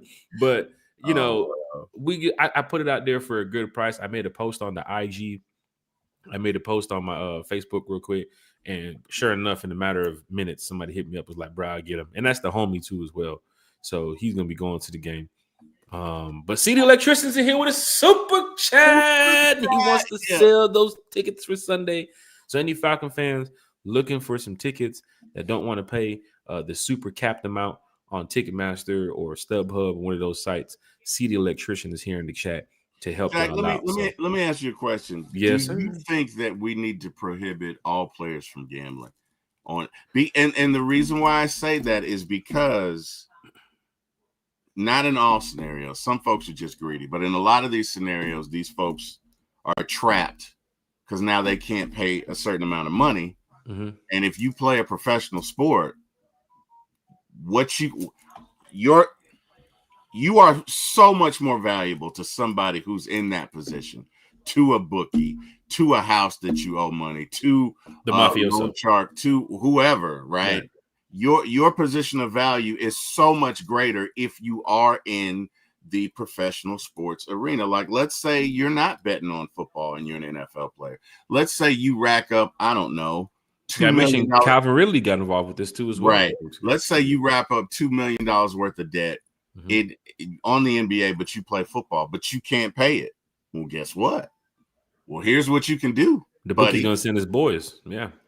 But here's what you can do. If you know what I mean. So really, to me, I don't think any professional sports player should be able to bet on anything. Now, and again, this goes back to Ohtani, right?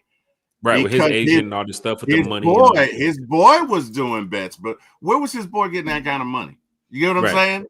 Right. So that's why I'm like, it for the sake of all things holy, and to keep faith, keep the integrity, keep the game safe. Right. Mm-hmm. I don't have it. Well, I don't have any faith in prospects at all. I don't have any faith. I mean, if you do it, you do it.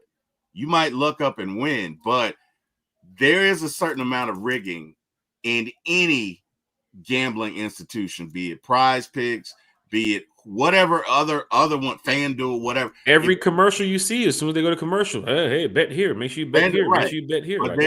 Might as well just place a $20 bet right here. Then there is a certain amount of corruption. To what extent, I don't know. Mm-hmm. So I'm just to the point. I'm not going to bet my hard-earned money because I'm not getting fair odds. I know there are things going on that I can't see. And some may say, well, that's the beauty of it. Well, hey, if you've got disposable income that you can throw away, good for you. Mm-hmm. Unfortunately, with my 2 kids in college, I don't. So, but yeah, to answer your question, I do. I think it's in every sport. And I, for one, just feel like players, while you're playing whatever sport you're playing, you shouldn't be able to gamble, period. I definitely have to agree. I think if you're an NBA player, NFL player, soccer, tennis, badminton, doesn't matter. I think because you have your card, your license, whatever you're supposed to be in this field that you're in to go play, you should not be allowed to put any sports bets up across the platforms. Now, here's the problem. What they're going to do is, oh, you're going to ban that? All right. Hey, look, Joe, check me out. Look, I need you to put 10 on this. I need you to put 20 on this, and we'll talk about it later. That's all they're going to do. Yeah. They're going to call their boys, and they're going to hit more Ohtani moves. Here goes 50 grand. Mm-hmm. Do X, Y, and Z, and we'll talk about this later. Terry Rozier is getting cashed into his house. Yeah. To his house. Mm. Bro, that's some real. Who is it? It's me, Romeo. Oh, shit. Romeo's here, y'all. Tighten up, everybody. The Black Suit Boys are here. Oh, boy. Black Suit's coming. But think about it is, who's delivering $200,000 in cash? Oh man. And this is how you know this stuff gets put out there to where you will get caught. One guy can't do this. And that's the problem. Remember, you had to remember T-Will long ago, or even today, you might tell somebody to say, keep it a secret. Don't tell nobody. Yeah. There's too much shit going on when you play professional sport and you gamble and you tell me you can't tell nobody. Because your homeboy Lil Ray done told Lil Didi. Hey, Lil Didi, look, hey, bro, how much you got? 10,000. Look, let me tell you something, bro. Put this. And then you know what happens, T-Will? They get greedy. After they make that first bet. Well, that's only game 3. 56 games left to go. And guess what? Little Didi don't got the money that Chauncey Billups got. But Lil Didi wants to get that money. Right. So like after Lil Didi done cashed out on $450, hell, it could be $60. You know what he wants tomorrow? Another $60. And that shit just keeps spiraling and keeps spiraling. And next thing you know, you just got a web of confusion of just people betting and all this other stuff. Now, for me, bro, I'm telling you something. If I'm in the NBA, like Shaq said last night, if I'm in the NBA, bro, I'm making $20 million. What the is a $200,000 bet going to do for me? What is a $20,000 bet going to do for me? But then again, it's hard to take the hood at some of these folks, man. Well, some people just love gambling. Like there have been notorious. Well, there have been numerous reports that Michael Jordan will gamble on anything. Now he's got billions, so he says it's competitive. Now I just got a DM from Jordan that's talking about you want to hit the golf course later. I don't know if that's really him. We can play 25 cents a hole if he wants. So there's stories of Michael Jordan coming in the coming in just public courts, like where folks have access or whatever, and it's probably walled off. But anyway, I saw. You remember the Last Dance? He was doing something in the locker room. Remember, he was talking to the security guard, like, "Hey, man, But supposedly he comes into this gym and he's like, "Hey, who wants to take me on?" And it was like for like 200 G's or something like that. And he said there was this one guy who came in there to play, but he said the way he described it is this dude had all the hood's money, and Jordan was like, the way he did it, he was like, well, look, I ain't got time to play. I ain't got time to play today, but I tell you what, 200,000 flip of a coin. You ready? And he said that dude looked at him like, nah, man, I got all the hood's money. I'm not. But like, again, Jordan bets on everything from every report that I've gotten. And there have been several from different sources. Jordan will bet on anything. Jordan's the kind of guy that'll go into Publix and be like, I bet you can get oranges for under $3. Oh, yeah, 100,000. Let's go. Like, he's that kind of guy, but he's got billions.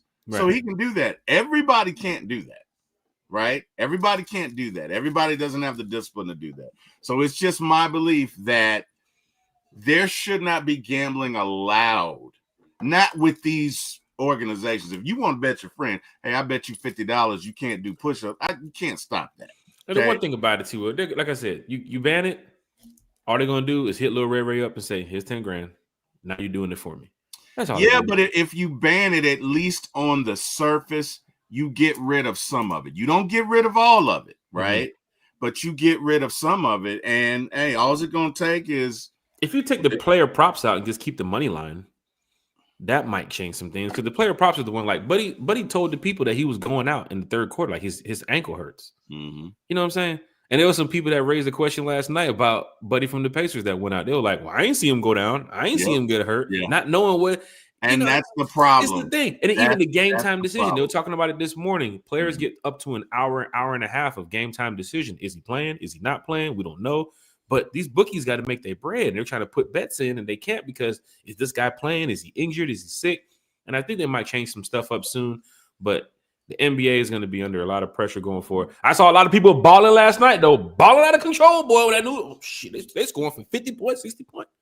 But I just think it's going to be a problem because it's going to it is going to devalue out of control eventually. Well, it's going to devalue the confidence and the integrity of the game. Right. Is what it's going to do. Right. Because how can you believe this? Right. And that's what you don't want. That's the problem with stuff like this is it dilutes the appeal. It dilutes the confidence because now you're like, okay, well, I don't know if this guy's on the take or not. And it's not. Here's the thing. Even though this scandal came out with the NBA, if you do not believe that this is going on in every major sport, I got a bridge to sell you in Brooklyn. Bro, let me tell you are something. just as naive as you want to be. I will share it in the group with you all, in the group chat. But Falcon fans, get a chance to go look at the video. Shout out to the Dixon Way in the chat. You see his comment right here.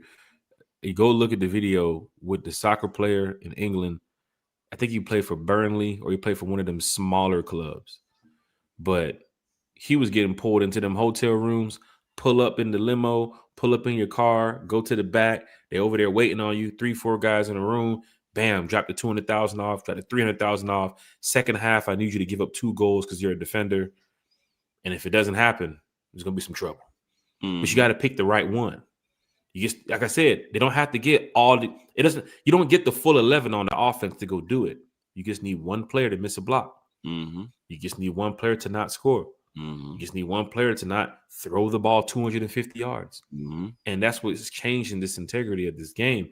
Because if it gets to a point where, bro, we're in the NFL championship, the Super Bowl, the NBA finals, and this stuff happens, people's going to say, that's some Chauncey Billups shit right there. Well, that's some real Chauncey Billups stuff right going on. And that's what you don't want spiraling out of control. So I use this topic with the NBA to find out, is it going to happen? Could it happen in NFL? And don't forget, remember Calvin Ridley too as well. And you see the Dixon Ways comment. Chauncey was the face, the front man for a gambling ring. It doesn't make sense to get involved with this unless he was blackmailed to do so. Due to gambling debts. That's why I don't gamble on sports. He also says the integrity of the sports world is in question at all times. And when things like this pop up, it proves people right when they question the system. Gilbert Arenas on his podcast too as well mentioned, you see the people in trouble, but they didn't say nothing about the mafia behind that. Right. Seen the people in trouble. Right. We'll just keep it like that. You don't know who the root cause is. And shout out. Don't know who the root cause is. I shout out to Dixon. I just love this dude. Man. The Dixon Way has a solid platform. I love talks Falcons all the time. Anybody who can go live, and I take my hats off to you all content creators. If you can go live from the first quarter to the fourth quarter and even after, we do it for draft night here. And T-Will, it's 4 or 5 hours of talking sports. And it's like, bruh, we done missed lunch. We done missed dinner. We done, you can't even get up sometimes to go step away. But when you got people that does the type of things that the Dixon Way does and other content creators, Berto, I think he goes live too as well a lot with the channel during the games.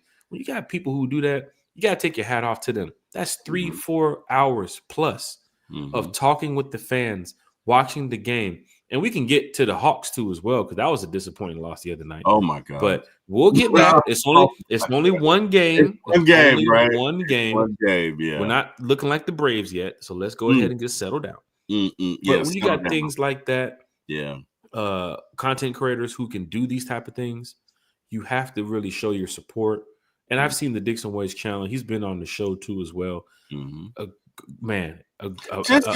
great guy. First and foremost, Dixon Way, every time I see either him or his wife post, they're always posting about their kid, always doing things with his son. Just first and foremost, as a man, as a father, as a husband, love this guy, man, because it is all about his family. And you see that in every interaction. You see that just an authentic gentleman. I love me some Dixon Way. I remember Dixon Way at training camp. Remember we was in Buford. Yep. And we kept hearing, yo, Jack, yo, T-Will. Who the fuck is called? Jack, T-Will. Goddamn. Listen, I'm getting ready to fight. I'm getting ready to somebody call your name like that. It's like, yeah, all right. We had like this. Didn't he have the selfie stick or whatever? He's sitting right there on the front row, but it was just so much noise and stuff going on. I'm like, bro, T-Will, square up now. Hey, I watch your back, you watch my back on some Ninja Turtle shit. And Dixon Way sitting right there with his family. What's up, man? It's just me, Dixon Way. Yeah. What's up, man? I said, what's up, bro? But even at training camp at Flowery Branch, we're at the bottom of the hill. We're baking in the sun. We're burning up. He's up there in the top of his chair, going live, just chilling, talking doing his thing, man. Going live in the right way. He wasn't going live showing the practice. He's looking this way on the camera, talking to the fans around him. But even walking up there, yo, Jack, come over here, man. Come say what's up to the camera. Come say what's up to the chat. Mm-hmm. It's a good brother right there. Just, And of course, beautiful I family love Dixon Way, man. I love I don't just good people, right? Dixon Way, his wife Shonda, good people, good team, great content. Right. Love them. Just want to shout them out. Also, this dude right here, Debo. It keeps Vibes, going man. with more great people that we have here in the chat. Debo Vibes, man. He's killing the game right now. So big shout out to Debo Vibes. He also got me does the other day. He got me too. He got me in the fantasy report. Right in the fantasy report. So Debo was because I think I won, and he was like, "Yeah, T. Willard is 6,000 monitors or whatever." But then, like the week before when I lost, he was like, "Yeah, he slapped the whatever out of." That was funny. Shout out to you, Debo, man. Debo, did you hear Debo get at me about Bodie when Bodie beat me and he put the wow in the background? Yeah, I did. Debo, you doing me like that, Debo?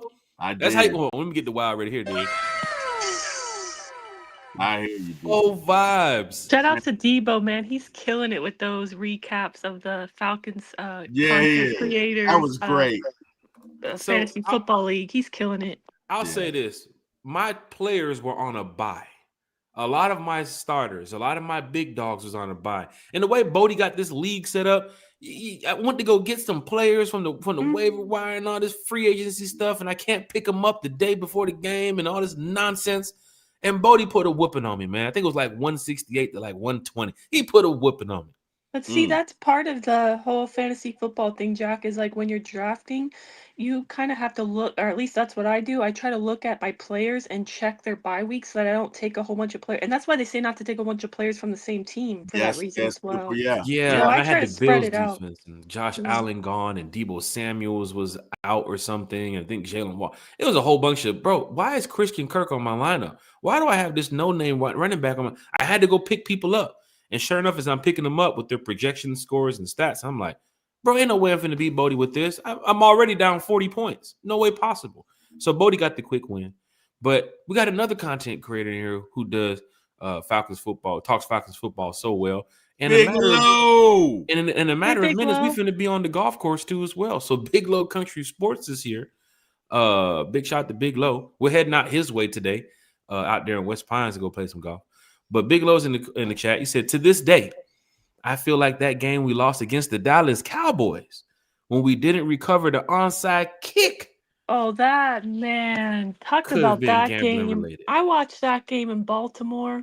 I was the only Falcons fan at the sports bar. I think I was actually at Buffalo Wild Wings. And everybody's just looking at me like, really? Right. Oh, man, I will never forget that game. Right. And big shout out to everybody in the chat. Falcon fans, where are you checking in from? Season ticket holders, please rep your section. If you're on Facebook, hit the like. If you're on YouTube, hit the like and the share and the subscribe. If you're on Twitter, hit that repost. Tag your Falcons friends. You know, this is a safe chat to come talk Falcons football. We already talked about the Falcons 49ers, went into a little bit about the sports gambling, gave a quick shout out to Ray for his time being here. Of course, he's on with the Giants now. Oh, Ray and Koo's on the Giants. So look at that. Best of buddies over there. So big shout out to the Dixon Way. Said the Hawks play tonight. Time to redeem that season opener. Thanks for the shout out, fellas. We'll be doing the game tonight. So Hawks fans, if y'all want to head over there, I think, who is it? Hawks in Orlando got tonight.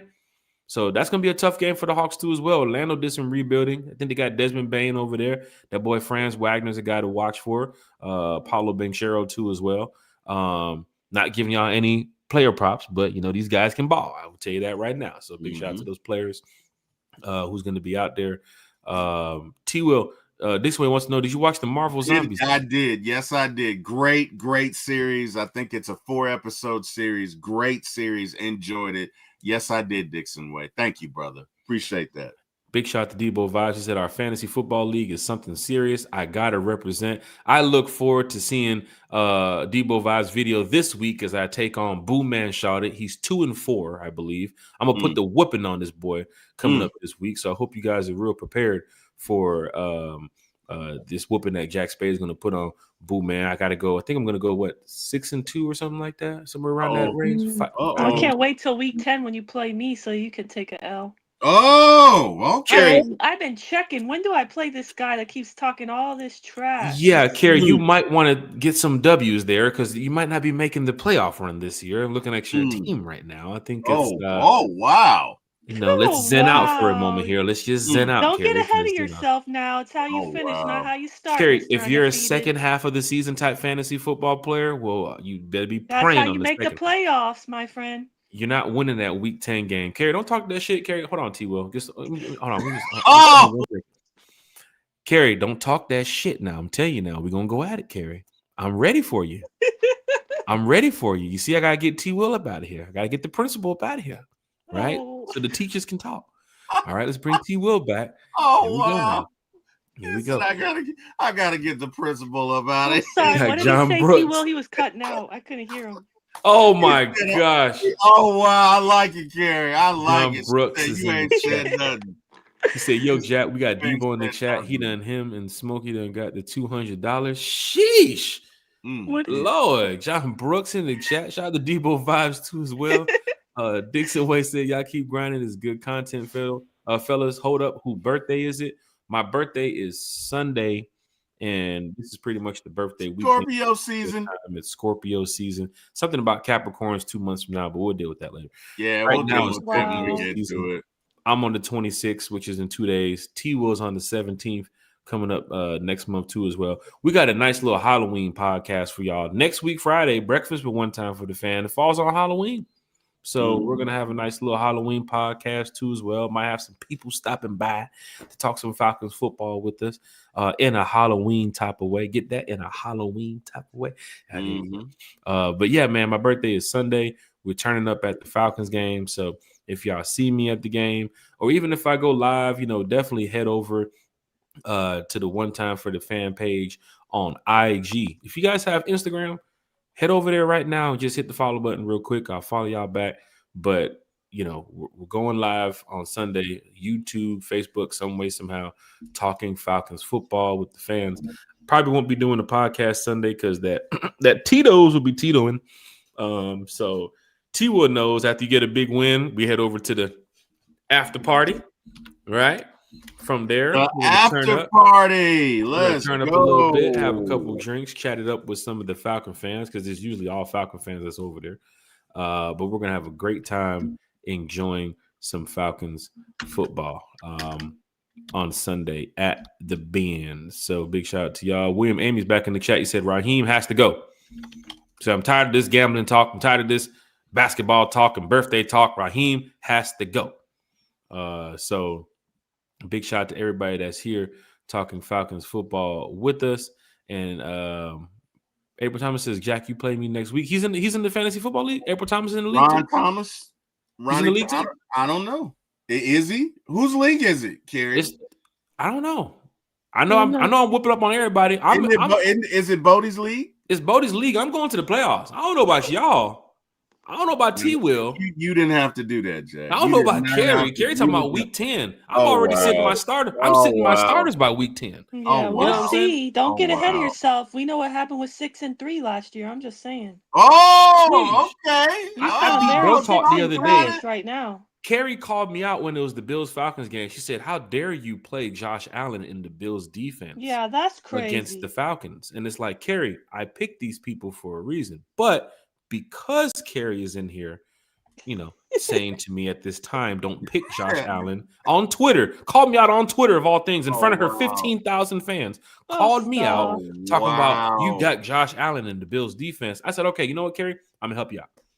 I'm going to go find a defense that's just playing tonight. It was the Commanders. I took the Commanders defense. They got whooped by the Bears. But I put Kirk Cousins in the game. Kirk Cousins didn't get no projection points. And I still beat Bro Talk. So that's what, Kerry, week 10, I might just put Kirk Cousins back in the game just to show you how bad you're going to get whooped up on in this fantasy league. Keep talking that smack. A1 Forever Sports. We went from the Dixon Way, content creator, great guy, over there to Debo Vibes, holding down that channel too as well, to Big Low Country Sports, right over here to A1 Forever Sports too as well. So the content creators are checking in. I don't know if they're on break at work or they're just off today, but big shout out to all you all. See, I threw a little joke at Yahweh too. Big shout out to all you all here in the chat talking Falcons football with us. Debo Vibes says Kerry was my thank you, Debo. Hey, Debo Vibes. I'm talking to you like Debo. Hey, Debo I Vibes. thought Make sure we you put were that on your cool. video Nah, about Debo. Kerry. Kerry was my easiest victory of the year. You got nothing to worry about, Jack. Big shout to Debo Vibes. Foodies. Big shout to Debo Vibes. I know the 3-win Saints. 3-win Debo Vibes ain't talking. He got to win on you, though. He got to win on you. He got to win on you. And he's telling me right Y'all now, don't need to even worry chill about on it. me. I'm just saying because I'm gonna bring out that 21 carry. That's all I gotta say. And 21 carry? Wait. What's this, y'all? I ain't say nothing to you, Kerry. Hold up, that's Jack. T will sit at the bottom of the pack like I'm just trying to get this league over with so I can get to the next year's league. That is Jack Spade, ma'am. I thought we were cool, man. Wait, T-Will's record. I'm not record, coming he at ready you, for Kerry. I'm not coming at you. I didn't do anything. I'm just sitting back here watching it. Your beef is with Mr. Jack Spade here. Okay? Kerry wants to know whose birthday it was, and he said that you kept cutting out. So I'll go ahead and say it. It's our friend Jack's birthday in 2 days. Scorpio season, birthdays in 2 days. Kerry, he's already on that Tito's this morning. T-Will's. Go ahead, Kerry. That's okay. Kerry, we got a show later on today, right? Do we not? Yeah, we do. All right. So, I'm not going to come at you before the show. This is all Mr. Jack Spade's doing, number one. Okay. So, look, I just laugh at y'all. You know what? Who was the guy in Menace to Society that just liked to sit back and watch them do dirt? What was his name? He was the OG. Yeah, MC Ren? Yeah. No. What was it? MC8? MC8. I can't think of his name in the movie, but that's me. I just sit back and watch all young folks just go at it. I have no dog in this fight. Okay, but just to be fair, Jack, T-Will, looking at your record, she's been giving you the business. Looking at your record, T-Will, I think you're ready for the fantasy. I'm already out.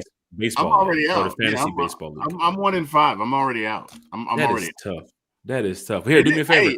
It is what it is. You do play some people that I need you to at least pinch the bit. You know what I'm saying? At least give them a little pinch. Spoilers. You want to play spoilers. Don't fall for it. Just play spoiler, T-Will. Like, there's a game happening Sunday. If you can go adjust your lineup, who do you play Sunday, T-Will? I don't even know. Wait a minute. Let me see. Kerry, can we find out who T-Will plays and what is his record? T-Will, you need to get some wins for the morale of the team. You can't go out like that. You got to go out fighting. You right. Let me see. That is tough. Don't forget to do your lineups.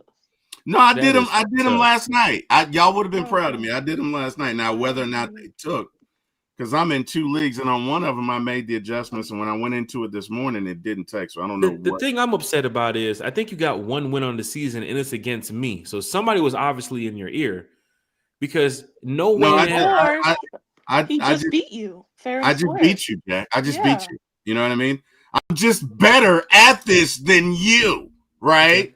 At least I was on that day. How about that, Jack? You see how humble Jack got? Everyone said, I ain't even gonna reply to that. Hey, when somebody get a win on me, I can't say nothing about it. But bro talk, you can't say nothing, bro talk. You got that whooping with Kirk Cousins out there at quarterback. You think that's okay? Like I'm gonna flatten your tires when I see your car team. That sounds like some Kivara stuff. That sounds like some Kivara stuff. You think that's something, Jack? I was sitting my starters in week 1. A1 Forever Sports here. What up, A1? I was King Richie. He says y'all gotta leave 21 carry alone. Thank you, King Richie. The Darius Brown's in the chat. I played Team McClappy. Who's McClappy? McClappy? That's McClappy. McClappy? That's not even. Wait, no. Sorry, wrong league. Sorry about that. Wrong league. Oh, what is going on, T-Will? What you got going over there? What league is that? McClappy. That's the TikTok league. That's the XX league over there. McClappy. Oh gosh. So I play Space Mountain this week. Space Mountain is that's A1 forever. A1. Hey, let me tell you something. Dub them. That's a dubs. That's dubs. But then again, you got to fix your lineup properly now. A1 knows what he's doing over there. Well, my problem to your point, because I think either you or Kerry brought that up, is I have, and see, it did it again, right? So I made substitutions for D. Montgomery and Jay Gibbs because they're both on the Lions and they both Well, have first buys. of all, there's no Jake Gibbs, so that's your first problem right Good there. Jay Lord. Gibbs. Jay Gibbs. Jay Gibbs. Who's Jay Gibbs? For Detroit, he's a running back. Jay Gibbs? Let me put this in the camera. Hold on. Yeah. Yeah. Can you see it? Carrie, help this man, Carrie. Don't let this man do Can you see Throw it? this man a line, Carrie. Can you see it? Wait, I see it. let me. I see It it. won't let me. It won't let me. I'm Carrie, he used to call me Jake when we first started the podcast. He used to call me Jake. He's like, "Hey, Jake, Jay what you got Gibbs. over there?" There's an initial J here. Who is You Jake? guys are doing the. I didn't It's say Jameer, bro. The first time you said initial. Jake, No, then the you first changed time it I to said Jay. J is in J. Oh, as in Jazz in the letter initial. Okay, I think J. he is going off of. Okay, I got it. The letter J, initial Okay. J. So, but anyway, the point is, whenever I make a change, guys, it goes back to initially what it was, and I don't know why it keeps doing that. Sounds like a user error. That's tough. Big shout out to the Dixon way here in the chat. Why would it Okay. go back? All Why right. would it go back? That makes I no don't sense. know, Carrie, but it keeps doing All that. right, I don't later know why. I'll help you. Later I'll help you. after Please, this could Hey, podcast. look, For real, I'll help you. Please, big shout out to Please. Dixon way. Oh Big shout out my to Bird goodness, Cage. y'all are so funny. Look at the comments. Debo said T-Will tripping. He needs to put that damn Chick-fil-A soup down. Oh shit, for real. You mean that Mountain Dew? That's what oh man, Look, Pam Jackson said, Oh, "What's up with man. ganging up on Carrie? Yeah, Hang tough, right? Carrie. You got this, man." Who's ganging Yeah, up what you on- talking about? Now, Miss Thank Pam. you, Carrie, man. Pam. We now, can't Thank get Miss them in there, man. Pam. Thank Now, you. wait a minute, Miss Pam. Thank you. I am not ganging up on And Carrie. where's That Christy is not Lewis? true. Where's Christy Lewis? Because I know she'd have my Oh back my too. God. Oh, okay. She's probably in okay. there. Oh, Dixon Way said, "Is Big Little Country Sports going to beat you at golf on your birthday?" Probably. damn. We might give him a win because it's his birthday. Oh, Say what? Wow. Oh, Is wow. Big Little Country Sports going to do what? Oh, wow. Man, Oh, Hey. wow. y'all gonna look on CBS one day and say, "That looks like Jack Spade." Hold on, let me text him. Jack, are you on CBS right now? Oh, Like, yeah, I'm on the back Is that nine right Brian now. Tory DeChambeau or Pines. that's Jack Spade? Shit. Carrie got the jokes today. Wait, that's Carrie supposed got to be the a jokes today. compliment. I think can see he's a Carrie good- next time she come back to the bins. Hey, are you down there? I'm in the 300 section. Didn't you say you got me? Didn't you say you got me? I know this is your voicemail, but if you can pick up the phone. If you can pick up the phone. The Birdcage said Jack a broke clock is right. 2 times a day. T-Will got lucky, bro. Hey, man. Let me tell you something. This fantasy football league, bro, I'm going in, bro. Who Oh, said that's you right. got lucky? He got lucky on that one time, bro. Somebody, look, Birdcage, I don't know if you know this. Now, Ryan. Look, Ryan, Brian, I that's was not undefeated, nice, bro. Ryan. I was That's not nice, undefeated. Ryan. Y'all need to T-Will give had one of T-Will the his worst flowers, rosters man. in It's any fantasy given football Sunday. league Y'all history. always tell me, Carrie, any given Sunday. Thank We're you. never Thank going I don't want to you, hear that. Carrie. I don't want to hear that. Any given I don't want Sunday, to hear that. Ryan. Birdcage, no, Dag cut the damn bullshit. it. I don't want to hear that. Somebody hit damn it. T-Will up. I saw the transactions being made before the game started. I said, this joker ain't win a game yet. How the hell? And he's down, Birdcage, and he was down like 60 points. But I won last week. I'm 2-5 now, baby. I'm on a Montgomery winning and streak. Jameer Let's Gibbs. go. Bro, I I was can't sitting there figure out how watching. to do That was the game that Montgomery and Gibbs went crazy. And I'm watching my lead on T-Will evaporate. And I'm telling T-Will, who called you? Who called you to tell you to make these transactions? No way possible you're beating me. I'm 3-0 right now. I'm 4-0. How you beating me? You I plead the weren't fifth. 4-0 after that day, sir. I know that. I know that. God, I Mrs. Smith know said- who was victorious that day. Mrs. I Smith know said with that. that McClappy, you in that freaky ass league. You out there with catching with Drake, hanging out with Drake and a freaky ass boy. Goddamn, Big Good Country said McClappy. That's what I said. McClappy sound like that secret fan site name. Look at that boy. Look at that boy. McClappy is crazy. McClappy. I know T-Will over there. T-Will, Hey, man. make You a gotta trade, stay off that McClappy. TikTok, T-Will. Right. John Brooks is in the chat. Fans are here and having a good time. Look, we stepped away from Falcons football to go to some We gambling. stepped so Jack, far I was away. gonna say, did you guys even talk about the Dolphins? No, Like, and we need to. We haven't even got there yet, but we're about to We're get at back. 2 hours We're and about we've to get said back. nothing Here we do. about the Dolphins. Jeez. All right, so we went Falcons. We started the show with the shout out to Ray Ray. Of course, he's gone to the Giants. Went straight to Falcons 49ers. What went wrong? Now then we went to the gambling talk with Chauncey Billups and could this NBA thing affect the NFL? So we've been all around the world right now. Let's get back to Atlanta. Let's get back to the city, out here in the A, because we have a big game Sunday against the Miami Dolphins. A1 asked me a question this morning. I responded to it. I believe Kerry responded to it. I believe T. Will responded to it too. Country said McClappy sound like a freaky ass McDonald's sandwich over there. What is going on here with the McClappy? Oh, wow. But A1 asked this question, T. Will. He asked this question, Kerry. Chat. He asked the question for all Falcon fans. I told him I was going to put it on the channel. Is this a must-win game on Sunday versus the Dolphins? Yes or no, and why? Let's go to Miss Carey first. Go ahead. Because I'm sure Carey has a lot to say. Go ahead, Miss Carey. Falcons Dolphins. Is this a must-win game on Sunday versus the Dolphins, Carey? Yes or no? It's 100% a must-win game. Honestly, you want to keep the pace with the Bucks, and the NFC actually looks a lot. Unfortunately for us, the wild card's even tough because the NFC is tougher than normal. In recent years, the AFC kind of dominates, but this year, NFC's looking a lot better. So NFC South too as well, outside the Saints, but yeah. Yeah, so my thing is, this is a must-win game because unfortunately our Falcons offense has not figured out how to play at a high level on the road.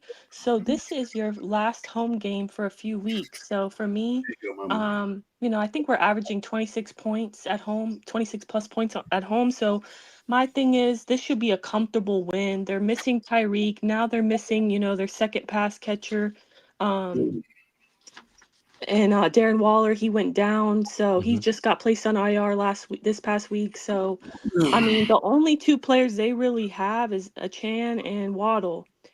So I think you limit Waddle. I mean, that could be a little bit of a worry with our, I believe, 20th ranked run defense. But besides that, I think this is a must-win game because we still haven't figured out how to win on the road. And next, you got the Patriots on the road and the Colts in Germany. So for me, yes, this is a must-win game.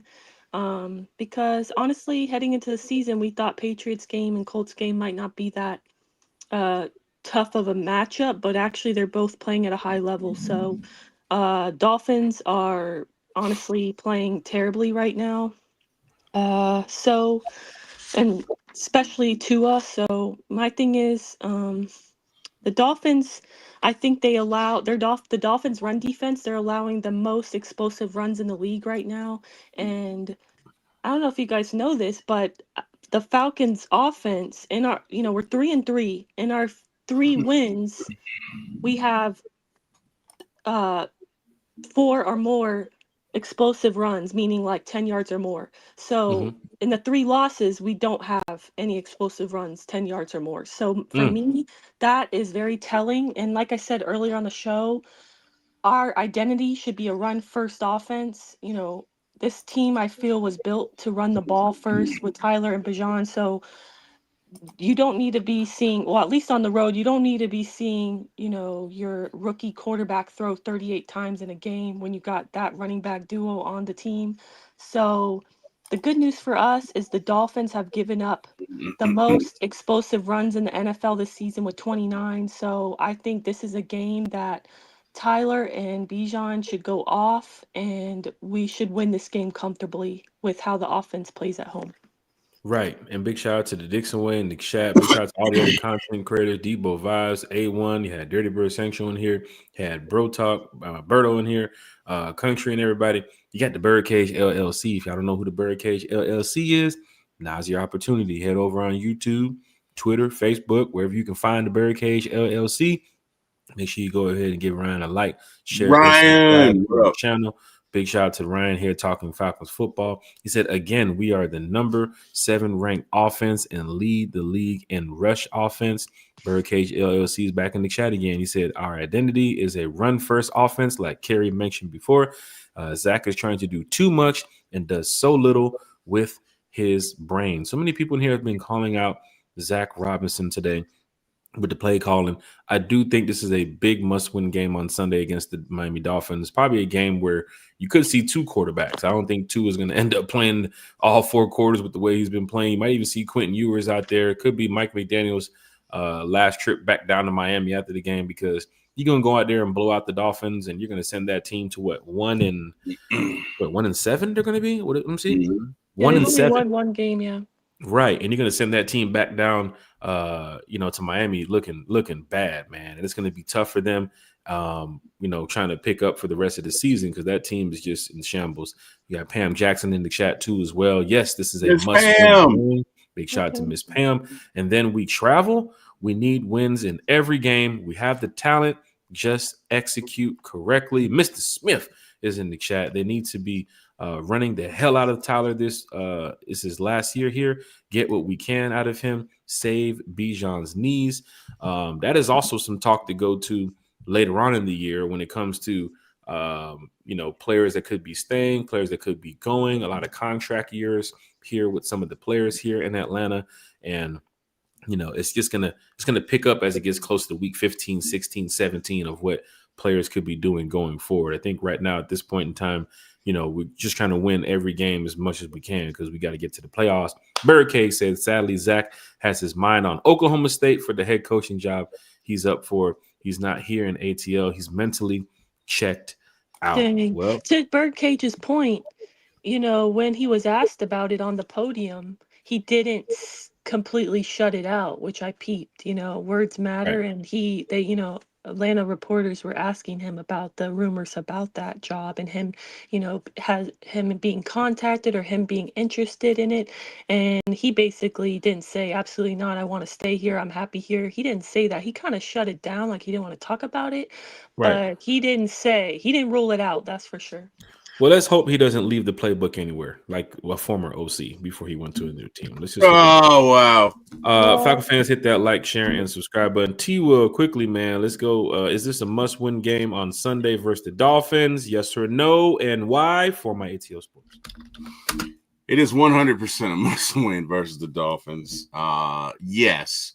And why? Well, number one, we got to keep up with the 49ers. And, as Kerry so eloquently illustrated, the NFC is very competitive right now. You might have to win 10 games to get into you absolutely have to win 10. You might have to win 10 games. 10 might not even do it, to be honest. It might not. Be 11 it might not. right So, yeah, now. it's every game going forward. And I think Kerry alluded to this in either one of our chats or maybe on a show with me and Scott yesterday. But every game going forward is a must-win. Let's just put it that way. So, yes, agreed.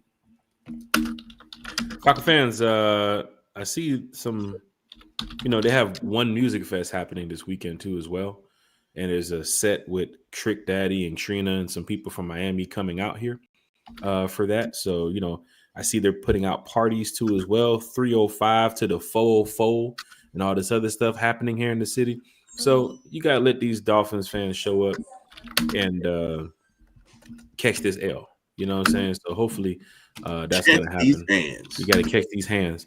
A1 Forever Sports said, will Jack not going to lie to you? It was me. Big shout out to A1 here in the chat. Birdcage said, at this point, we need to trade for Logan Wilson, the Bengals middle linebacker, who's a captain. We need a presence and experience at that spot. Bertram is the special teams ace, and we need a true middle linebacker. Man, hopefully they do make some moves here going forward. A lot of fans have hit me up about Logan Wilson. Like, what do I think? What should the Falcons do? No for me, dog. They're in a position right now they have to. I'm sorry. I don't want Logan Wilson, and that's no disrespect to you or him, but honestly, watching Bengals games, like, his play has, like, he was so good when they were in the Super Bowl, but honestly, they extended him 2 years ago now. He still has 2 years left on his deal. He just, his play, he cannot cover. I don't know. He's not a good coverage linebacker anymore, and he is slow.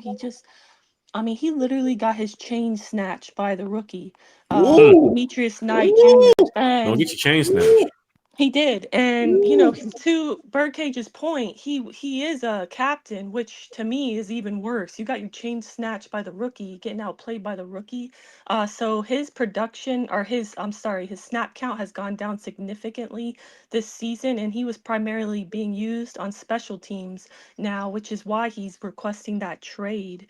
Um, but yeah, he used to be very good, especially during the Super Bowl. But the last 2 seasons, man, his play, he can't cover anymore. And I don't want a linebacker who can't cover and who's slow, to be honest. So he definitely would be an upgrade, I feel, over, Bertram. JD, because of his experience and his leadership. But in the same token, his coverage isn't there anymore, but still is very instinctual. But I just feel like you got your chain snatched by the rookie, who, by the way, he's ranked right now 73rd over out of 77 for linebackers. Demetrius Knight, he's not playing at a high level either, so that's just very telling, in my opinion, that you got benched for him. When I when I So. tell y'all Kerry talks Falcons football, Kerry talks Falcons Kerry football. talks Falcons. No, I don't want to struggle with Bertrand, but I also don't think we should trade away draft picks for a player who, yes, he has starting experience, but I just feel We, like you're bringing in a guy that it would be an upgrade, but not that big of an upgrade to lose a draft pick. He might only, command like a 5th to 7th round pick, so I guess maybe you do it, but at the same time, they already told you, Ulbrich said this is going to be a committee, where they're going to cover that. I don't know that they're planning to trade for anybody. He didn't say let's we're always hope. looking to upgrade. Yeah, we can hope, but he straight out said yesterday that this is just going to be by committee until, our guy gets back in Right. Diablo. So I don't know. I just feel like three things. I would prefer somebody else over Logan Wilson. Number two, I don't think we're going to trade for anybody, but I could be wrong. And number three, I don't even know that they're going to honor Logan Wilson's trade because he has 2 years left on that deal. Mhm. And secondly, Mike Brown is not that type of owner. So I don't see that they're going to do a midseason trade personally. So I just don't see it realistically happening. Right. Let's hope that JD Bertram had a good week of practice. I mean, you're not playing the number one team in football. You're playing a bad team. Honestly, I still have my equipment. I can go out there and play middle linebacker if they need me to. They don't have to pay me much.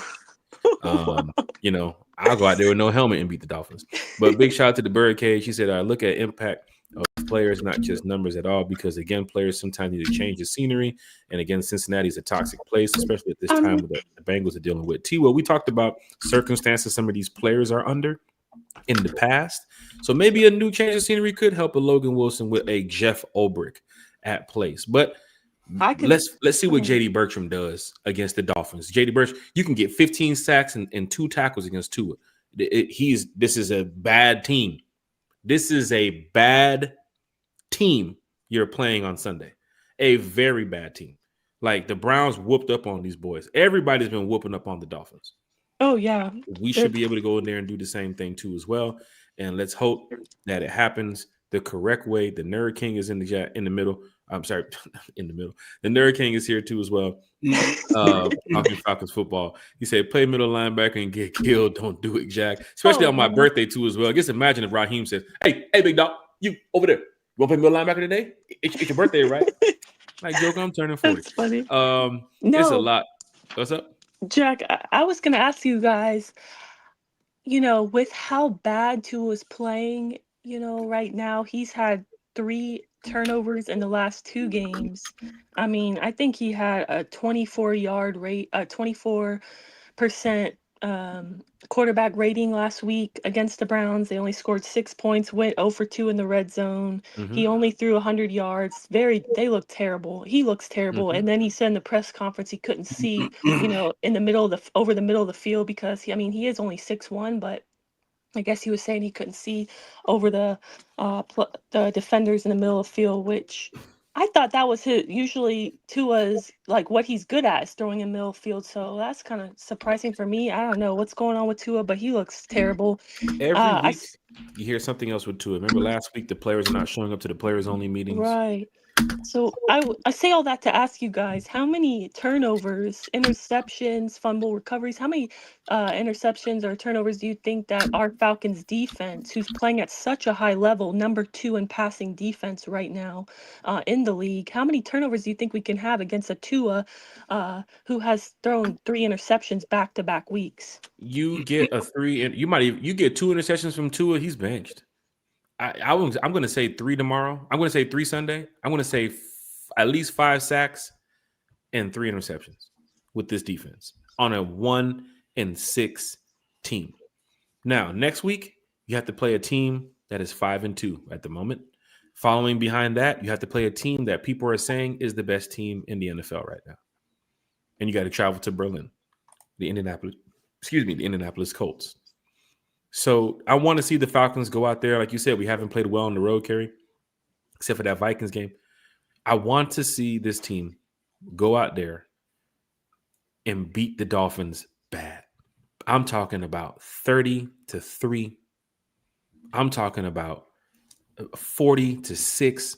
I'm talking about Tua not even playing in the second half. I'm talking about the Dolphins GM getting fired, Mike McDaniels getting fired. I'm talking about all that. I want to see that happen on Sunday.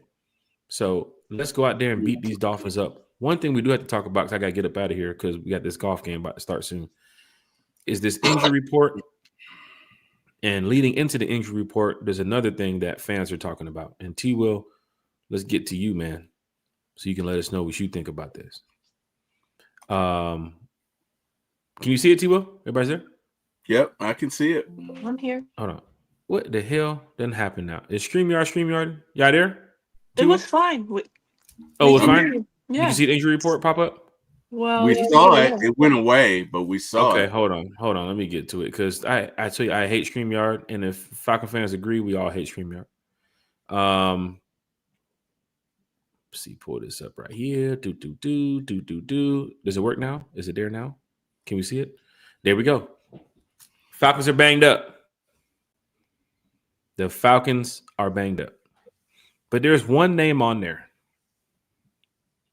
that I think fans are concerned with. And his name is Michael Penix.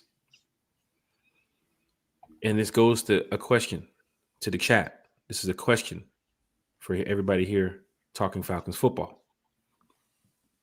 Do we play Penix or do we play Kirk Cousins on Sunday? Here's my thing. You've said it numerous amount of times that Michael Penix is your franchise quarterback.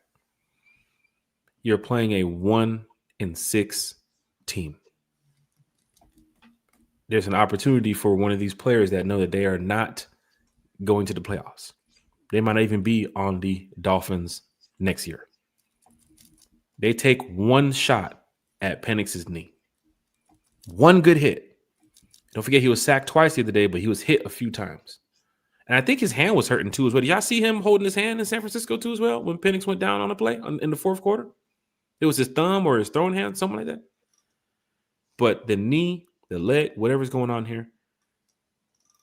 T-Will, quickly, do you play Kirk? Do you play Penix? It's a 1-6 team. You got to go out there and get the win. But if Penix takes a hit and he is out for a significant amount of time, you're rolling with Kirk for the rest of the season. And I think that's where Mike Bell and everybody was talking about on their respective platforms of, you know, if Kirk comes in and balls out and goes crazy, no Diddy. If he goes crazy, does Kirk start the rest of the year? Do you play him up into how does this going to work? Right. T-Will, what is your thoughts on this? Playing Penix or playing Kirk Cousins on Sunday? Because you saw Kirk had the helmet on in San Francisco. He was standing next to Raheem. But Raheem said Penix gave him the thumbs up. Now seeing this limited practice, day out, everything, limited practice this week. I say if he's 100% healthy, play him. Do we know if he's going to be 100% healthy? You never know.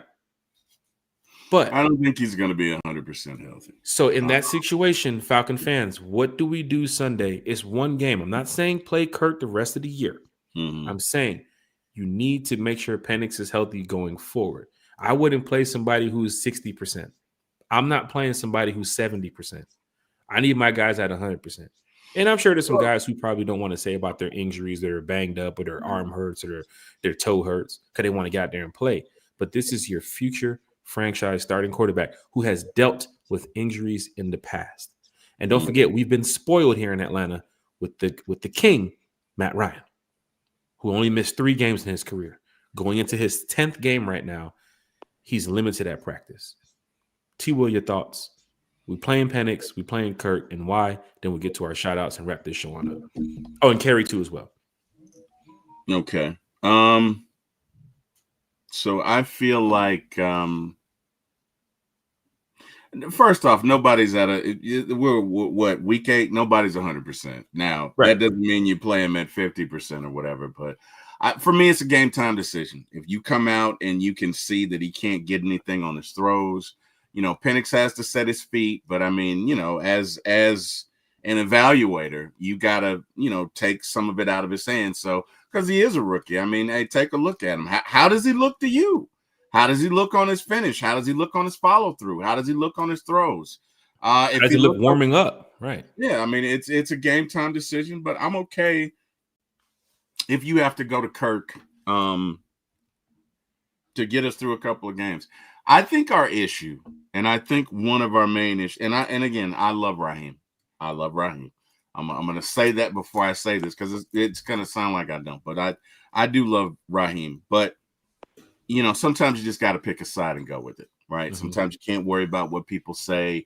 You can't worry about the narrative being driven. I think sometimes we get so focused into what the narrative is and what public fallout is going to be that we let that supersede and guide our objectives for the team, right?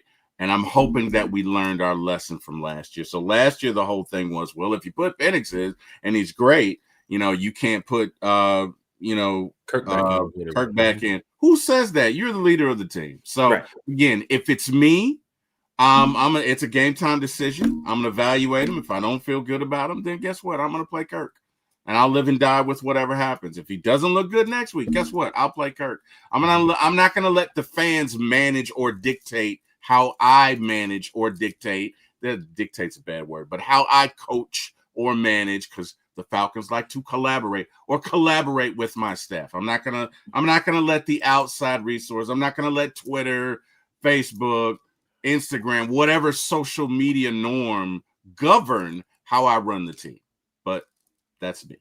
So, Kerry, you hearing your podcast partner over here, Mr. T. Will, talk about Penix. Don't forget, Kerry's BPE. So, Kerry, what's your thoughts? Like I said, we've been blessed with Matt Ryan to a point where I can't remember a day when Matt Ryan was on in the injury report or anything limited in practice. We just didn't know how good we had it, did we, Jack? Man, I'm telling y'all, Falcon fans, man, that boy Matt Ryan, man, I'm telling y'all, doc, Matt Ryan is a problem, man. I even wore the Matt Ryan jersey yesterday. We had kids versus parents on the football field, and my son's last practice for the year, and I scored 2 touchdowns, 1 passing, 1 run receiving. But I had the Matt Ryan jersey on, the great Matt Ryan. Kerry, what do we do here? Is it Penix? Is it Kirk? Kerry, can you play quarterback? Let's find out. What's your thoughts? Unfortunately, I can't play quarterback, but my thing is, Birdcage said it great in the chat. I'm not risking it if we still have a ton of games left, which we do, and I agree with them. Like, you don't want to risk your franchise quarterback that, by the way, already has an injury history in college. So I wouldn't want to risk him, but at the same time, I 90% expect Penix to play on Sunday. I do. Mm-hmm. And for a few reasons. Penix did a press conference yesterday and they asked him if he's going to play Sunday, and he said that's the plan. He wants to play. He was practicing yesterday. Yes, he was limited, but he only has a bone bruise on his, I believe, left knee.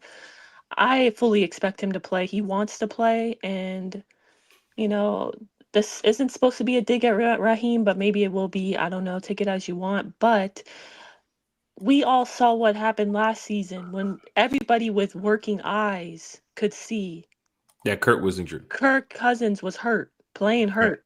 But Right. then, they came out and said after that they didn't know he was hurt. But whatever. You want to believe that, you don't, that's cool either way. But my thing is Kirk was playing hurt last year and he just kept playing and playing and playing. And it took, it was way overdue for him to be pulled and he wasn't. So my thing is they'll play Penix. I do believe it. If he wants to play, they'll probably let him decide, and I think he's gonna play. Falcon fans, hit that like, share, and subscribe button. We talked about Ray heading over to the Giants, gave him his last shout out. Probably gonna do a nice little club appearance out there. But big shout out to, of course, the Atlanta Falcons, everything that they've done so far this season. T. Will mentioned that 3-3 record they have right now. I think fans are somewhat disappointed. Some fans are okay with it because there's still a lot of football left in the year. Disappointing loss to the 49ers. What we had to do to bounce back against the Dolphins. We definitely discussed that. Talked about a little bit of the gambling situation going on in the NBA. Will that, cross over to the NFL? I mean, we've heard about one or two players in the past, getting banged up here and there. But is it going to make a more major impact going forward, knowing that a guy like Chauncey Billups is involved? And of course, some of the big organizations away from sports that's involved too as well. And of course, Falcons Dolphins, that's super big here in Atlanta coming up on Sunday. Otherwise, on my birthday, you got the Falcons Dolphins going down, man. So let's make sure that we get to our seats on time, Falcon fans. This is a game where Dolphins fans are not going to take over the stadium. They're not going to be buying up all the tickets. They are sitting at 1-6, Falcon fans. So this is an opportunity for the Falcons to go in there and get a big win over a team that I think that they can definitely go win, because you have a 5-2 team coming up. You have a 6-1 team coming up, and you have a team that beat you 30-0 last time on the road coming up. And all three of these teams have better records than the Falcons right now. And it's gonna be a fight to the finish. In the past, the NFC South wasn't a division that people would look at and say, "Oh yeah, that's something to worry about."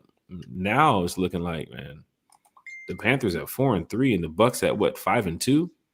Like, we got to get some wins here. You know what I'm saying? We got to go ahead and make sure that we can show that we're still in this fight. And if you lose against the Dolphins, I will say this, man, it's going to be ugly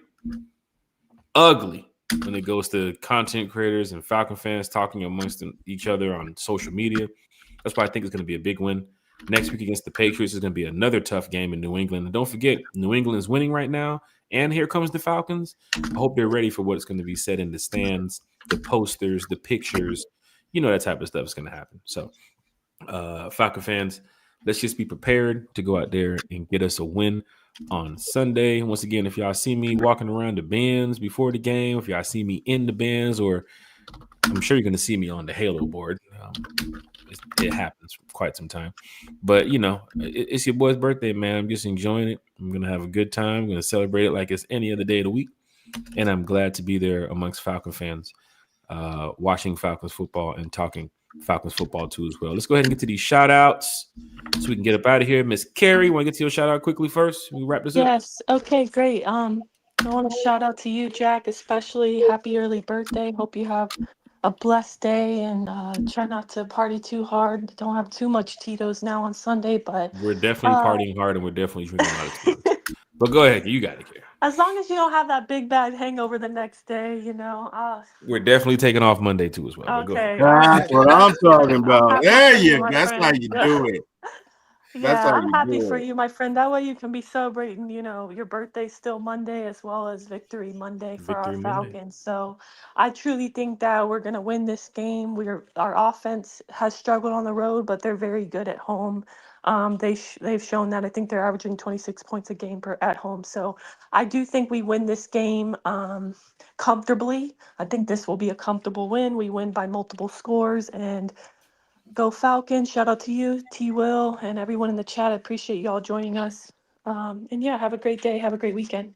Hey, big shout out to Miss Carrie here, talking Falcons football. One time for the fan. T. Will from ATL Sports. One time for the fan. What you got?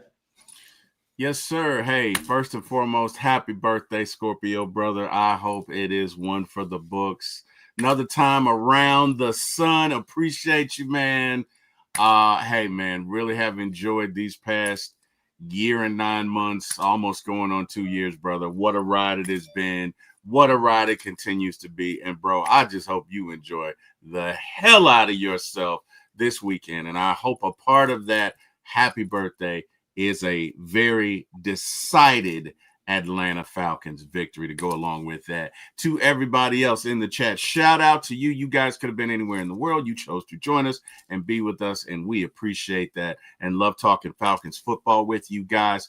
Last but not least, want to thank God for the panel. Miss Carrie, thank God for you every day. Best producer in the game. Mr. Jack Spade, thank God for you. Mr. Eric Parker, thank God for you as well, as you guys gave me my start in this business. If you guys get a chance, come check your boy out at For My ATL Sports 1 on YouTube, as later on today, I don't know what time, but it should come out shortly. Myself and Carrie will be doing the Terry and Carrie show. And tomorrow, check us out at For My ATL Movies 1, as we will be doing Elektra and Spider-Man 2. So with that being said, Jack. Oh, and thank God for waking me up this morning. Jack, it's on you. Hey, Falcon fans, what more can I say, man? We did the damn thing. We had a great time today. Falcon fans in the chat by the numbers, tagging your Falcons friends and letting people know that we're live. Thank you all. This is what we do. We do for y'all. At the end of the day, we're Falcon fans. They just love talking about Falcons football. And like I always say, man, Falcons fans talking Falcons football on a Falcons Friday. Breakfast with One Time for the Fan. It's always from the fan for the fan. And we have a good time doing this. We enjoy it. And now I'm going to go enjoy the rest of my weekend. Golfing a little bit. About to go head out there and whoop up on country and some other folks too as well. And pretty much just have a good time. We just talk a little trash. But we're going to have a great day playing golf. And then tomorrow too as well. Got some stuff going on. John Brooks says if you can drop the link to T-Will show. T-Will, if you can drop the link in the chat so everybody can know. I certainly will, Mr. Brooks. Glad to do it, sir. Glad to do it. Give me 1 sec. Let me find a lot of content creators who pulled up today too as well. See the electrician who's selling his tickets. Section 131. He posted in the chat earlier. Shout out with the super chat from C. Super chat. Big shot to see. So for Falcon fans that's in here today talking Falcons, let's just keep talking Falcons positively the rest of the weekend. Big game, Falcons on Sunday versus the Miami Dolphins. And I can't wait. So Dirty Birds, go ahead and hit that like, hit that share, hit that subscribe button. You can see on the bottom of the screen. You can follow us on X or Twitter, whatever they got right now, however Elon Musk shaped it now. Of course, we're on YouTube too as well. One Time for the Fan. You guys see us over there. And you guys know on Facebook, we're One Time for the Fan. And hit the IG. Look, if you're on Instagram, go over to Instagram, One Time for the Fan, and hit the follow button so we can talk some Falcons football over there. But I thank you all for being here today on One Time for the Fan. And T-Will, enjoy your Friday, enjoy your Saturday, enjoy your Sunday. And let's get back to some Falcons football after the Falcons whoop up on the Miami Dolphins, man. Shout out from everybody here at One Time for the Fan. Let's prove the dirty. It's a new saying by T-Will. We're putting Rise up behind us. Prove the dirty. Let's go. Let's prove it. Falcon fans. Let's get out there and get us a win. Let's go, guy. Yeah, let's do it. Hey, this is what it's all about, man. Content creators creating content for Falcon fans, man. So y'all enjoy it. Have a good one, T-Will, Carrie. Have a good show later.